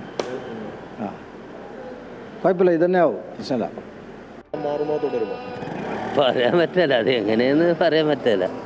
നല്ലതൊക്കെ പോകും, അങ്ങനെ പറയാൻ പറ്റില്ല. അതെ, എൻ്റെ ഇതിൽ പോകുന്നു, ഇങ്ങനെ പോകുന്നു. ഈ ഭരണം പോകും, UDF വരില്ല. പറയാൻ പറ്റില്ല, ചില അതന്നെ വരും, അതന്നെ വരും. നിലവിലെ ഭരണം തുടരും. തരും. വേറെ കോൺഗ്രസ് അറിയില്ലല്ലേ, അപ്പം ഇങ്ങനെ വരും. വേറെ അഭിപ്രായമൊന്നുമില്ല, അത്ര തന്നെ. ഈ സർക്കാരിന്റെ ഭരണം മാറണം, ശരിക്കും മാറണമല്ല. ഇപ്പോൾ ഭരിക്കുന്ന സ്ഥിതി ശരിയല്ല. എന്നാലും വേറെ പുതിയ ആൾ വന്നിട്ടാകുമ്പോൾ എങ്ങനെ നോക്കണം. തുടരാൻ ചാൻസേ ഇല്ല. ഭരണം മാറി വരും, UDF വരും. പാളിച്ചകളെന്ന് വെച്ച് കഴിഞ്ഞാൽ സാധാരണ ജനങ്ങളുടെ ഇടയിലായിരുന്നു മുമ്പ് മാർക്സിസ്റ്റുകാരെല്ലാം ഉണ്ടായിരുന്നത് പാർട്ടി. ഇപ്പം അങ്ങനെയല്ല. ഇപ്പം എല്ലാം വലിയ ആളെ കൂടെ മാത്രം ജനങ്ങൾ അടിത്തട്ട് കാണുന്നില്ല, അടിയൊഴുക്കുണ്ട്. അടിയൊഴുക്കൊണ്ട് സമ്മിശ്ര പ്രതികരണം തന്നെയാണ് മഞ്ചേശ്വരത്ത് നിന്നും നമുക്ക് ലഭിക്കുന്നത്. തിരുവനന്തപുരം കോർപ്പറേഷൻ 2026-27 ബജറ്റിൽ വിശപ്പില്ലാത്ത നഗരം എന്ന ലക്ഷ്യത്തോടുകൂടി 20 രൂപയ്ക്ക് ഭക്ഷണം ലഭ്യമാകുന്ന അടൽ ക്യാൻറ്റീൻ പദ്ധതി പ്രഖ്യാപിച്ചിരുന്നു. എന്നാൽ അതിനൊക്കെ എത്രയോ മുൻപ് 10 രൂപയ്ക്ക് പ്രഭാത ഭക്ഷണം നൽകുന്ന ഗുഡ് മോർണിംഗ് തട്ടുകട കൊല്ലത്ത് ഇപ്പോഴുമുണ്ട്. തൊഴിലാളികൾക്കും യാത്രക്കാർക്കും വലിയ ആശ്വാസമാണ്. ഇവിടെ ലാഭമല്ല, വിശപ്പുള്ളവർക്ക് ഭക്ഷണം എന്ന ലക്ഷ്യമാണ് ഈ ഒരു ശ്രമത്തിന് പിന്നിൽ. കുടുംബശ്രീ സംരംഭകരുടെ പങ്കാളിത്തത്തോടെ കൊല്ലം കോർപ്പറേഷൻ നടത്തിവരുന്ന ഗുഡ് മോർണിംഗ് തട്ടുകടയുടെ വിശേഷങ്ങളിലേക്ക്. 20 രൂപയ്ക്ക് ഭക്ഷണവുമായി തിരുവനന്തപുരം കോർപ്പറേഷൻ അടൽ ക്യാൻറ്റീൻ എന്നൊരു പദ്ധതി കഴിഞ്ഞ ദിവസം ആരംഭിച്ചു. എന്നാൽ അതിന് മാസങ്ങൾക്കൊക്കെ മുൻപ് ഗുഡ് മോർണിംഗ് കൊല്ലം എന്ന പേരിൽ 10 രൂപയ്ക്ക് ഭക്ഷണം കിട്ടുന്ന കൊല്ലത്തെ ഒരു ഭക്ഷണശാലയിലാണ് ഇപ്പോൾ നമ്മളുള്ളത്. എങ്ങനെയാണ് ഇതൊരു സംരംഭം തുടങ്ങുന്നത്? ഇതെങ്ങനെയായിരുന്നു ഇതിൻ്റെ ഒരു തുടക്കമൊക്കെ? തുടക്കം നമ്മൾ കൊല്ലം കോർപ്പറേഷനിൽ വിളിച്ച് അങ്ങനെ നമ്മൾ 10 രൂപയ്ക്ക് 4 ഇഡലി സാമ്പാറും കൊടുക്കുക. അങ്ങനെ കുറച്ച് പേര് ഇങ്ങനെ ടെൻഡർ വെച്ചപ്പം നമ്മൾ അത് ഏറ്റെടുത്ത് നമ്മൾ വെച്ചതിൽ ഏറ്റവും കുറച്ച് കൊടുക്കുക എന്നുള്ള രീതിയിൽ ചെയ്യാൻ നമ്മൾ വില്ലിങ് ആയിരുന്നു. അങ്ങനെ നമ്മൾ ഏറ്റെടുത്ത് ചെയ്ത് അത് ഏപ്രിൽ 14-ാം തീയതി ആയിരുന്നു തുടങ്ങിയത്. ഇതുവരെയും കുഴപ്പമില്ലാത്ത രീതിയിൽ നമ്മൾ നല്ല രീതിയിൽ ചെയ്തു പോകുന്നുണ്ട്. ഇവിടെ എങ്ങനെയാണ് രാവിലെ മുതൽ പ്രവർത്തന സമയമൊക്കെ ഉണ്ടല്ലോ, അതൊക്കെയാണ് 7 തൊട്ട് 9 മണി വരെ ടൈം. പ്രധാനമായിട്ടും ഈ ഒരു ഭക്ഷണശാലയെ ആശ്രയിക്കുന്ന ആൾക്കാർ, നിങ്ങളിപ്പം ഇത്രയും നാളായി തുടങ്ങിയിട്ട്, അപ്പൊ ഇവിടേക്ക് വരുന്ന ആൾക്കാരെ കുറിച്ചിട്ട് എന്താണ് പറയുന്നത്? അവരെങ്ങനെയുള്ളവരാണ്? ഇവിടെ നിന്നൊക്കെ വരുന്ന യാത്രക്കാരാണോ, എങ്ങനെയൊക്കെയുള്ളവരാണ്? യാത്രക്കാർ സാധാരണക്കാരായ ഒരുപാട് പേർക്ക് ഇതൊരു ഉപകാരപ്രദമായ കാര്യമാണ്. കാരണം ഇപ്പോൾ റോഡിൽ കിടക്കുന്നവരായാലും ഇപ്പം വീട്ടിൽ നമ്മൾ ചിലപ്പം ഈ തുണിക്കടയിലൊക്കെ പോകുന്ന ചേച്ചിമാരൊക്കെ കാണും. അവരൊക്കെ നമ്മൾ കാണുന്ന കണക്കല്ല, അവരൊക്കെയൊക്കെ നമ്മൾ സംസാരിക്കുമ്പോൾ മനസ്സിലാവും അവരുടെ ഒരു ബുദ്ധിമുട്ട്. ചിലപ്പോൾ ധൃതി പിടിച്ച് ഓടി വരികയും പെട്ടെന്ന് ഇവിടെ നിന്ന് കഴിച്ചിട്ട് പോവുകയും ഒരുപാട് സാധാരണക്കാർക്ക് ഉപകാരപ്രദമായ ഒരു കാര്യമാണ് കൊല്ലം കോർപ്പറേഷൻ നടപ്പിലാക്കിയ പദ്ധതി. കാരണം ഒരുപാട് പാവങ്ങൾക്ക് ഉപകാരമുണ്ട്. ഇവിടെ തന്നെ ഒത്തിരി പേര് ഇവിടെ തന്നെ കിടക്കുന്നുണ്ട്. അവരൊക്കെ വന്ന് 10 രൂപയ്ക്കെന്ന് പറയുമ്പോൾ അവർക്കൊരു വലിയൊരു ആച്ചാണ്. അങ്ങനെ വന്ന് കഴിച്ച് അവർ സംതൃപ്തിയോടുകൂടി അവർ പോകുന്നത്. എന്തൊക്കെ ഭക്ഷണങ്ങളാണ് കൊടുക്കുന്നത്? ഇഡലിയുണ്ട്, ഉപ്പുമാവുണ്ട്, അപ്പമുണ്ട്, ഇടിയപ്പമുണ്ട്, പിന്നെ ചപ്പാത്തിയുണ്ട്. ഓരോ ദിവസം ഓരോ രീതിയിലാണ്. ചിലപ്പോൾ 2-3 ദിവസം ഇഡലിയാണെങ്കിൽ ഒരു ദിവസം ചപ്പാത്തി എന്നും പറ്റത്തില്ല. ഒരു ദിവസം ചപ്പാത്തി, പിന്നെ 2 ദിവസമൊക്കെ ഇടിയപ്പം കൊടുക്കും, പിന്നെ ഉപ്പുമാവ്. അങ്ങനെയാണ് കൊടുക്കുന്നത്. കാരണം എല്ലാ ദിവസവും ഒരേ ഭക്ഷണമാകുമ്പോൾ ആൾക്കാർക്ക് ഒരു മടുപ്പ് തോന്നും. അങ്ങനെ ചേഞ്ച് ചെയ്ത് നമ്മൾ കൊടുക്കുന്നത്. ഇതിന് കോർപ്പറേഷന്റെ ഭാഗത്തു നിന്നുള്ളൊരു സഹകരണം എങ്ങനെയുണ്ട്? കോർപ്പറേഷൻ നല്ല രീതിയിലുള്ള സപ്പോർട്ടുണ്ട്. ഇതുവരെയും നമുക്കൊരു കുഴപ്പമില്ല. കോർപ്പറേഷൻ്റെ നല്ല രീതിയിലുള്ള സപ്പോർട്ട് ഉള്ളതുകൊണ്ടാണ് ഞങ്ങൾ നടത്തിക്കൊണ്ട് പോകുന്നത്. ഇത്രയും കുറഞ്ഞ വിലയ്ക്ക് ഭക്ഷണം കൊടുക്കുമ്പോൾ അത് നിങ്ങൾക്ക് എങ്ങനെയാണ് ഒരു പ്രോഫിറ്റായി മാറുക?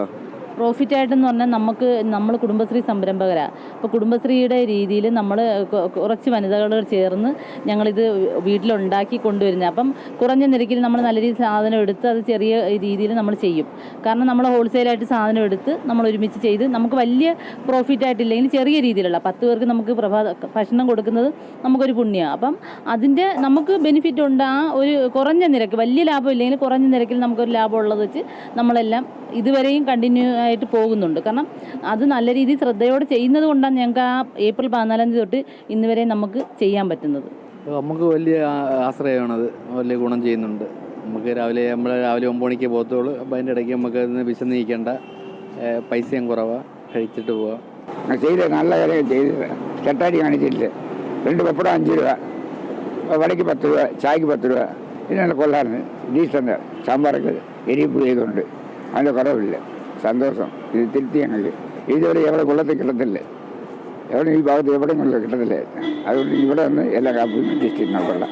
എല്ലാ ദിവസവും കഴിക്കാറുണ്ട്. എങ്ങനെയുണ്ട് ഇങ്ങനെ ഒരു സിസ്റ്റം? എങ്ങനെയുണ്ട് നിങ്ങൾക്ക്? അത് ഒരുപാട് ഈ ആശുപത്രി കിടക്കുന്ന രോഗികൾക്കായിരിക്കും അവിടെ കൂട്ടിരിക്കുന്നവർക്കായിരിക്കും ആഹാരം കഴിക്കാനുള്ളൊരു സാഹചര്യം ഉണ്ടാക്കി കൊടുത്ത കോർപ്പറേഷന് വളരെ നന്ദിയുണ്ട്.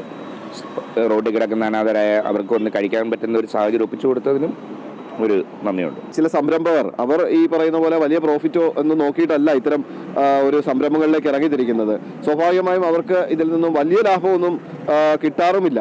എങ്കിൽ പോലും അവർ ഈ ഒരു പ്രഭാത ഭക്ഷണ പരിപാടി ആരംഭിച്ച് ഇപ്പോൾ വിജയകരമായി മുന്നോട്ട് കൊണ്ടുപോകുന്നു. അത് ഒരുപാട് പേരുടെ ഭക്ഷണം അല്ലെങ്കിൽ ഒരുപാട് പേർക്ക് ആഹാരത്തിനുള്ള ഒരു സഹായമായി ഇത് മാറിക്കൊണ്ടിരിക്കുന്നു. ഇത് മറ്റ് ജില്ലകൾക്ക് മാതൃകയാകാവുന്ന ഒരു കാര്യം കൂടിയാണെന്ന് ഇപ്പോൾ നമുക്ക് കാണുമ്പോൾ തന്നെ ബോധ്യമാകും. പ്രദീപ് വാളത്തുങ്കലിനൊപ്പം സുധീഷ്, അമൃത ന്യൂസ്, കൊല്ലം. സംസ്ഥാനത്തിന്റെ അതിർത്തി പങ്കിടുന്ന നിയമസഭാ മണ്ഡലമായ നെയ്യാറ്റിൻകരയുടെ സമഗ്ര വികസനത്തിന് കിഫ്ബി വഴി ചിലവഴിച്ചത് 750 കോടിയിലധികം രൂപയാണ്. എന്തായാലും അത്തരത്തിൽ ആ വികസന പ്രവർത്തനങ്ങളെല്ലാം നടക്കുന്നതായി MLA കെ ആൻസലൻ ഉറപ്പിക്കുന്നു. മണ്ഡലത്തിലെ കുടിവെള്ള പദ്ധതികളുടെ പൂർത്തീകരണത്തിന് പ്രഥമ പരിഗണന നൽകിയതിനാൽ കിഫ്ബി വഴി 200 കോടി രൂപയാണ് കുടിവെള്ള പദ്ധതികൾക്കായി മാത്രം ചിലവഴിച്ചത്. കഴിഞ്ഞ 10 വർഷമായി തുടരുന്ന LDF ഭരണത്തിൽ സംസ്ഥാനത്ത് നടപ്പാക്കിയ അടിസ്ഥാന സൗകര്യ വികസന നാഴികക്കല്ലുകൾക്ക് കേരള ഇൻഫ്രാസ്ട്രക്ചർ ഫണ്ട് ബോർഡ് എന്ന കിഫ്ബി പ്രധാന പങ്കാണ് വഹിക്കുന്നത്. രാഷ്ട്രീയ വ്യത്യാസമില്ലാതെ എല്ലാ നിയമസഭാ മണ്ഡലങ്ങളിലും എന്ന പോലെ അതിർത്തി മണ്ഡലമായ നെയ്യാറ്റിൻകരയിൽ 750 കോടിയിലധികം രൂപയുടെ കിഫ്ബി നിർമ്മാണ പ്രവർത്തനങ്ങളാണ് 10 വർഷം കൊണ്ട് നടപ്പാക്കിയത്. മണ്ഡലം നേരിടുന്ന കുടിവെള്ളക്ഷാമത്തിന് പരിഹാരമായി കുടിവെള്ള പദ്ധതിക്കാണ് കിഫ്ബി വഴി പ്രഥമ പരിഗണന നൽകിയത്. നിർമ്മാണം പൂർത്തിയാക്കി പ്രവർത്തനം ആരംഭിച്ച അതിയന്നൂർ, നിർമ്മാണം തുടരുന്ന കാരോട് പദ്ധതികൾ മണ്ഡലത്തിലെ ശുദ്ധജലക്ഷാമത്തിന് പരിഹാരമാകും. കിഫ്ബി ഫണ്ടിൽ 89 കോടി രൂപ ചെലവഴിച്ച് നിർമ്മിക്കുന്ന കാരോട് പദ്ധതി അവസാന ഘട്ടത്തിലെത്തിക്കഴിഞ്ഞു. കുടിവെള്ളവുമായി ബന്ധപ്പെട്ടുകൊണ്ട് 200 കോടി രൂപയോളം കിഫ്ബിയുടെ ധനസഹായവും മറ്റു ഫണ്ടുകൾ ഉപയോഗപ്പെടുത്തിക്കൊണ്ട് ആ പദ്ധതികളെല്ലാം പൂർത്തീകരിക്കപ്പെടുന്ന ഘട്ടത്തിൽ ഒരു 5-6 മാസത്തിനകത്ത് ഈ പദ്ധതികളെല്ലാം പൂർത്തീകരിക്കപ്പെട്ട് കഴിയുമ്പോൾ നെയ്യാറ്റിൻകര കുടിവെള്ള പ്രശ്നത്തിന് ശാശ്വതമായ പരിഹാരത്തിലേക്ക് മാറുകയാണ്. അതിൽ നെയ്യാറ്റിൻകര മണ്ഡലത്തിൽ നമുക്ക് ലഭിച്ച 2 കുടിവെള്ള പദ്ധതിയാണ് ആദ്യഘട്ടത്തിൽ അതിയന്നൂർ കുടിവെള്ള പദ്ധതി, കാരോട് കുടിവെള്ള പദ്ധതി. അതിയന്നൂർ കുടിവെള്ള പദ്ധതി സംസ്ഥാനത്തിലെ ജല പദ്ധതികളിൽ ആദ്യഘട്ടത്തിൽ പൂർത്തീകരിച്ചൊരു പദ്ധതിയായി സമയബന്ധിതമായി പൂർത്തീകരിച്ച് ജനങ്ങൾക്ക് ഗുണകരമാക്കി മാറ്റുവാൻ കഴിഞ്ഞിട്ടുണ്ട്. അതിൻ്റെ പ്രവർത്തനങ്ങൾ ഇപ്പോൾ സജ്ജമാണ്.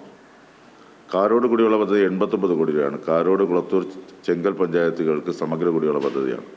ആ കുടിവെള്ള പദ്ധതിയുടെ പ്രവൃത്തികൾ പ്രോഗ്രസ്സിലാണ്. ഏകദേശം 80% പ്രവൃത്തികൾ പൂർത്തീകരിക്കപ്പെടുകയാണ്. വിദ്യാഭ്യാസ മേഖലയിൽ സ്കൂളുകളെ മികവിന്റെ കേന്ദ്രമാക്കി മാറ്റാൻ 50 കോടി രൂപയുടെ പദ്ധതികളാണ് മണ്ഡലത്തിൽ പുരോഗമിക്കുന്നത്. Neyyattinkara government boys higher secondary school 5 കോടി രൂപയാണ് കൃഷി ഫണ്ടിൽ നിന്ന് ലഭിച്ചത്. നെയ്യാറ്റിൻകര പെരുമ്പടൂർ ഹൈസ്കൂൾ 3 കോടി രൂപ ബിൽഡിംഗ് പൂർത്തീകരിച്ചു കഴിഞ്ഞു. ഇപ്പോൾ നമ്മുടെ നെയ്യാറ്റിൻകര ഗേൾസ് ഹയർ സെക്കൻഡറി സ്കൂളിൽ ഒരു 2 കോടി രൂപ കെട്ടിടം പണി പൂർത്തീകരിച്ചു കഴിഞ്ഞു. വീണ്ടും ഒരു 3 കോടി 90 രൂപയുടെ കെട്ടിടത്തിൻ്റെ കൺസ്ട്രക്ഷൻ പുരോഗമിക്കുകയാണ്. കുളത്തൂർ ഗവൺമെൻറ് ഹയർ സെക്കൻഡറി സ്കൂളിൽ 3 കോടി രൂപ കൃഷി ഫണ്ട് വെച്ച് കെട്ടിടം പണി പൂർത്തീകരിച്ച് കൈമാറിക്കഴിഞ്ഞു. അല്ലാതെ തന്നെ അവിടെ വെക്കേഷൻ ഹയർ സെക്കൻഡറി കെട്ടിടം പൂർത്തീകരിച്ചു കൊടുത്തു. കുളത്തൂർ ഗവൺമെൻറ് കോളേജിന് 12 കോടി രൂപ കൃഷി ഫണ്ട് വെച്ച് പുതിയ മന്ദിരത്തിന് വേണ്ടി അനുവദിച്ചിട്ടുണ്ട്. അപ്പം ബാക്കി എല്ലാത്തിനും 1 കോടി 2 കോടി രൂപ വെച്ചിട്ടുള്ള സ്കീം പത്രത്തിന് ഏകദേശം 80 കോടി രൂപയാണ് പൊതുവിൽ കിഫ്ബിയും സംസ്ഥാന ഗവൺമെൻറ് ഷെയറും വെച്ച് വിദ്യാഭ്യാസ മേഖലകൾക്ക് വേണ്ടി ലഭിച്ചിട്ടുള്ളത്.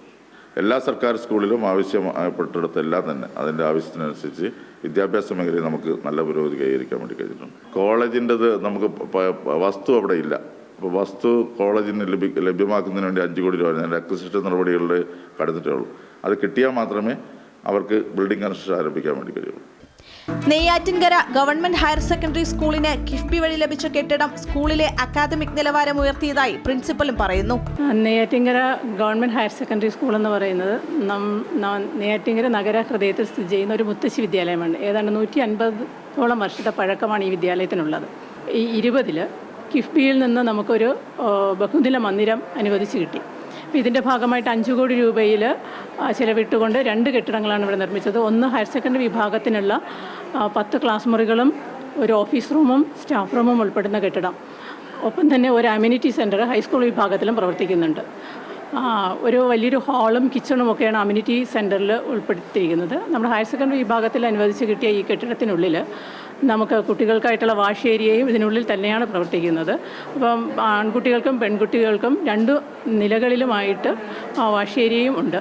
അപ്പോൾ ഈ കിഫ്ബി വഴി ലഭിച്ചിരിക്കുന്ന ഈ ഒരു ബഹുനില മന്ദിരം ഇന്നത്തെ ഹയർ സെക്കൻഡറി വിദ്യാഭ്യാസത്തിൽ ഇവിടെ പ്രവർത്തിക്കുന്ന 10 ബാച്ചുള്ള വിദ്യാർത്ഥികളുടെ ക്ലാസ് റൂമുകളായിട്ടാണ് നമ്മൾ മെജോറിറ്റിയും ഉപയോഗിക്കുന്നത്. സ്ഥലം ഏറ്റെടുക്കലിന് പിന്നാലെ കുളത്തൂർ ഗവൺമെന്റ് കോളേജിന് 12 കോടി രൂപയുടെ കെട്ടിട നിർമ്മാണത്തിനാണ് അനുമതി ലഭിച്ചിരിക്കുന്നത്. നിലവിൽ നമ്മുടെ കോളേജ് ഇരിക്കുന്നത് 1.25 ഏക്കർ സ്ഥലത്താണ്. പക്ഷെ അത് നമ്മുടെ ടെക്നിക്കൽ എഡ്യൂക്കേഷൻ കീഴിൽ അവരുടെ വകുപ്പിന് കീഴിലാണ്. അതിപ്പോൾ നമ്മുടെ കൊളീജിയറ്റ് എഡ്യൂക്കേഷൻ്റെ വകുപ്പിലേക്ക് ആക്കി മാറ്റിയിട്ടുണ്ടെങ്കിൽ മാത്രമേ ഇവിടെ കൺസ്ട്രക്ഷൻ സാധ്യമാവുള്ളൂ. ആ പ്രോസസ്സ് നടന്നുകൊണ്ടിരിക്കുകയാണ്. ഒരു 1-2 ആഴ്ചയ്ക്കുള്ളിൽ അത് ഓർഡർ ആകും എന്നാണ് അറിയുന്നത്. അതോടുകൂടി ഇവിടെ ഇൻഫ്രാസ്ട്രക്ചർ ഡെവലപ്മെൻറ്റിനായിട്ട് 12 കോടിയുടെ MLAയുടെ ഒരു ഫണ്ടുണ്ട്. അത് കിഫ്ബി ഫണ്ട് ഉപയോഗിച്ചിട്ട് നമുക്ക് ഇൻഫ്രാസ്ട്രക്ചർ ഡെവലപ്മെൻറ്റിനായിട്ടുള്ള സാധ്യത കാണുകയാണ്. അടിസ്ഥാന സൗകര്യം വളരെ കുറവാണ്. അതും കൂടെ വന്നിട്ടുണ്ടെങ്കിൽ നമുക്ക് പുതിയ കോഴ്സസ് കൊണ്ടുവരണം എന്നുണ്ടെങ്കിലും അങ്ങനത്തെ ബാക്കി സൗകര്യങ്ങളൊക്കെ മെച്ചപ്പെടുത്തണം എന്നുണ്ടെങ്കിൽ അത് അത്യാവശ്യമാണ്. പരിമിതമായ സൗകര്യമാണ് ഇപ്പോൾ നിലവിലുള്ളത്.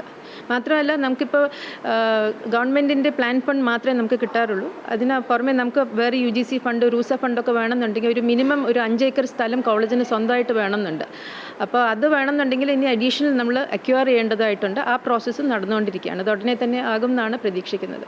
നമ്മുടെ ബേസിക് ഇൻഫ്രാസ്ട്രക്ചർ കുറച്ചും കൂടി അപ്ഗ്രേഡഡ് ആകും. ഇതെല്ലാം extra class rooms, lab facility, പിന്നെ ഒരു റിസർച്ച് ബ്ലോക്ക്, ലൈബ്രറി ബ്ലോക്ക്, ഇതൊക്കെ ചേർന്നിട്ടായിരിക്കും അത് വരിക. ആരോഗ്യമേഖലയുടെ വികസനത്തിനും കിഫ്ബി പ്രധാന പങ്കാണ് വഹിക്കുന്നത്. 10 വർഷത്തിനുള്ളിൽ 32 കോടി രൂപയുടെ വികസനമാണ് സാധ്യമാക്കിയത്.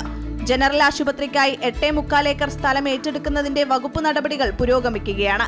നിലവിൽ 11 കോടി രൂപ ചെലവിൽ ICUവിന്റെ നിർമ്മാണം പുരോഗമിക്കുകയാണ്. MLA ഫണ്ട് കൂടി ഉൾപ്പെടുത്തി നിർമ്മിച്ച വാർഡുകളും ഡയാലിസിസ് യൂണിറ്റും പ്രവർത്തനം ആരംഭിച്ചു കഴിഞ്ഞു.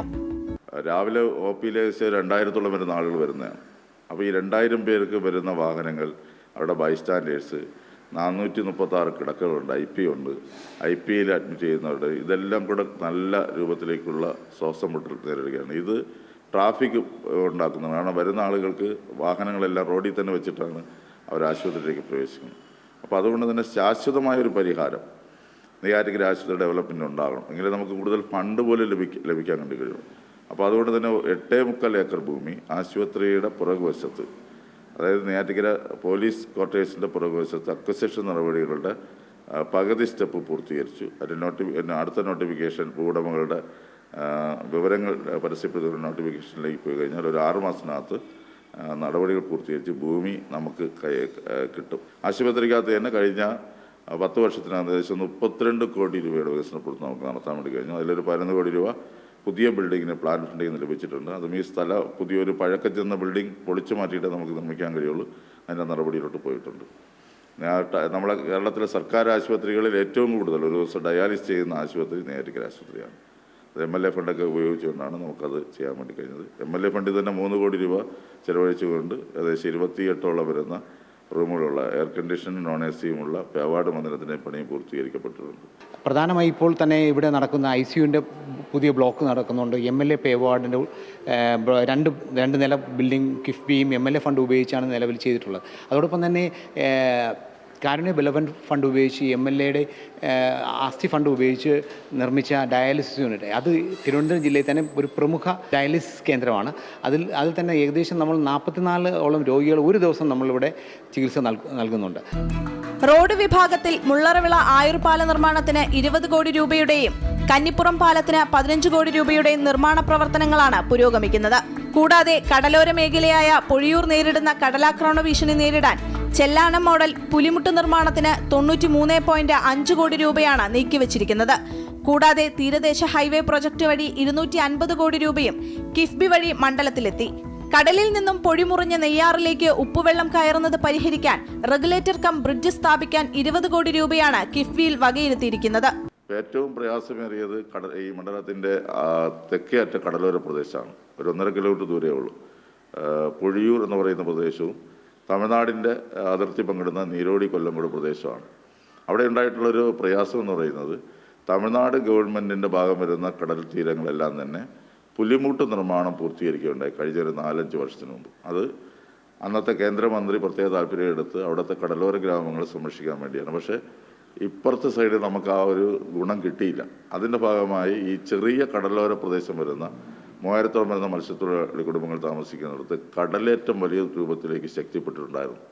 ഏകദേശം 100-200ഓളം വീടുകൾ ഇതിൻ്റെ ഭാഗമായി നശിക്കുന്ന രൂപത്തിൽ. അതിൽ നമ്മൾ 128 ഭവനങ്ങൾക്ക് പുനർഹേമം പദ്ധതി വഴി പുതിയ വീട് നിർമ്മിച്ച് അവരെ നമുക്ക് പാർപ്പിക്കാൻ കഴിഞ്ഞു. മറ്റുള്ള 100 കണക്കിന് ആളുകൾക്ക് വീടിൻ്റെ പദ്ധതിയിൽ ഉൾപ്പെടുത്തിയിട്ടുണ്ട്. എങ്കിലും കടലാക്രമണത്തിൻ്റെ പ്രയാസം നേരിടുന്ന അവിടെ 2 പുരാതനമായ ക്രിസ്ത്യൻ പള്ളികളുണ്ട്, പരുത്തിയൂർ പള്ളിയും കൊല്ലംകോട് പള്ളിയും. അതുകൂടാതെ തന്നെ ആയിരക്കണക്കിന് മത്സ്യത്തൊഴിലാളികളെ അടക്കം ചെയ്തിട്ടുള്ള പൊതുമശാനം അവിടെ ഉണ്ട്. PW road, interstate PW road അതുവഴി പോകുന്നത്. PW റോഡ് പൂർണ്ണമായും തകർന്നുപോയി. അപ്പോൾ അവിടെ ശാശ്വതമായ പരിഹാരം ദീർഘകാലത്തെ മത്സ്യത്തൊഴിലാളികൾ ആവശ്യം. ചെല്ലാനത്ത് നിർമ്മിച്ചതുപോലെ കടൽപ്പീത്ത് നിർമ്മിക്കുന്നതിന് വേണ്ടി ഇപ്പോൾ 93.5 കോടി രൂപ ഗവൺമെൻറ് കിഡ്ഫി വഴി സഹായം അനുവദിക്കുകയും അത് ടെൻഡർ നടപടി സ്വീകരിക്കുകയും ചെയ്തു. അത് കിഡ്ഫിയുടെ വലിയൊരു സഹായമായി പ്രത്യേകിച്ച് ആ മത്സ്യത്തൊഴിലാളി ഗ്രാമത്തിൻ്റെ പരിപൂർണമായ സംരക്ഷണത്തിന് ഉപയോഗപ്പെടുത്താൻ വേണ്ടി കഴിയുന്നുണ്ട്. കഴിഞ്ഞ 10 വർഷക്കാലം കിഫ്ബി വഴി സംസ്ഥാനത്തിനുണ്ടായ നേട്ടം 140 നിയമസഭാ മണ്ഡലങ്ങളുടെയും ദൃശ്യമാണ്. നാടിന്റെ മുന്നേറ്റത്തിൽ LDF സർക്കാരിന്റെ ദീർഘവീക്ഷണത്തിന്റെ ഫലമാണ് കിഫ്ബി. അമൃത ന്യൂസ്, തിരുവനന്തപുരം. തൊണ്ടുമുതൽ തിരിമറി കേസിൽ കുറ്റക്കാരനായി കണ്ടെത്തിയ വിധി മരവിപ്പിക്കണമെന്നാവശ്യപ്പെട്ട മുൻമന്ത്രി ആന്റണി രാജു നൽകിയ ഹർജി ഹൈക്കോടതി ഇന്ന് പരിഗണിക്കും. ശിക്ഷിക്കപ്പെട്ടതോടെ MLA സ്ഥാനത്ത് നിന്ന് അയോഗ്യതയും മത്സരവിലക്കും നിലനിൽക്കുന്ന സാഹചര്യത്തിലാണ് ഹർജി. ലഹരി കടത്തിയ കേസിൽ പ്രതിയായ ഓസ്ട്രേലിയൻ പൗരനെ രക്ഷിക്കാനായി കോടതിയിലിരുന്ന തൊണ്ടിമുതലായ അടിവസ്ത്രത്തിൽ മാറ്റം വരുത്തിയെന്ന കേസിലാണ് അഭിഭാഷകൻ കൂടിയായ ആന്റണി രാജുവിനെ മജിസ്ട്രേറ്റ് കോടതി 3 വർഷം തടവിന് ശിക്ഷിച്ചത്. ഇതിനെതിരെ സെഷൻസ് കോടതിയിൽ അപ്പീൽ നൽകിയെങ്കിലും ശിക്ഷ തടയണമെന്ന ഇടക്കാല ആവശ്യം നിരസിച്ച സാഹചര്യത്തിലാണ് ഹർജി. അന്തരിച്ച മുൻ കേന്ദ്രമന്ത്രിയും മുതിർന്ന കോൺഗ്രസ് നേതാവുമായ KP ഉണ്ണികൃഷ്ണന്റെ സംസ്കാരം ഇന്ന് രാവിലെ 9 മണിക്ക് ഔദ്യോഗിക ബഹുമതികളോടെ മനാരി ശ്മശാനത്തിൽ നടക്കും. ഇന്നലെ പുലർച്ചെ 2:30 കോഴിക്കോട് മിംസ് ആശുപത്രിയിലായിരുന്നു അന്ത്യം. 90 വയസ്സായിരുന്നു. വാർദ്ധക്യ സഹജമായ അസുഖങ്ങളെ തുടർന്ന് ദീർഘനാളായി അദ്ദേഹം ചികിത്സയിലായിരുന്നു. VP സിംഗ് മന്ത്രിസഭയിൽ ഉപരിതല ഗതാഗത മന്ത്രിയായിരുന്നു ഉണ്ണികൃഷ്ണൻ. 6 തവണ തുടർച്ചയായി വടകരയിൽ നിന്നുള്ള MP ആയിരുന്നു അദ്ദേഹം.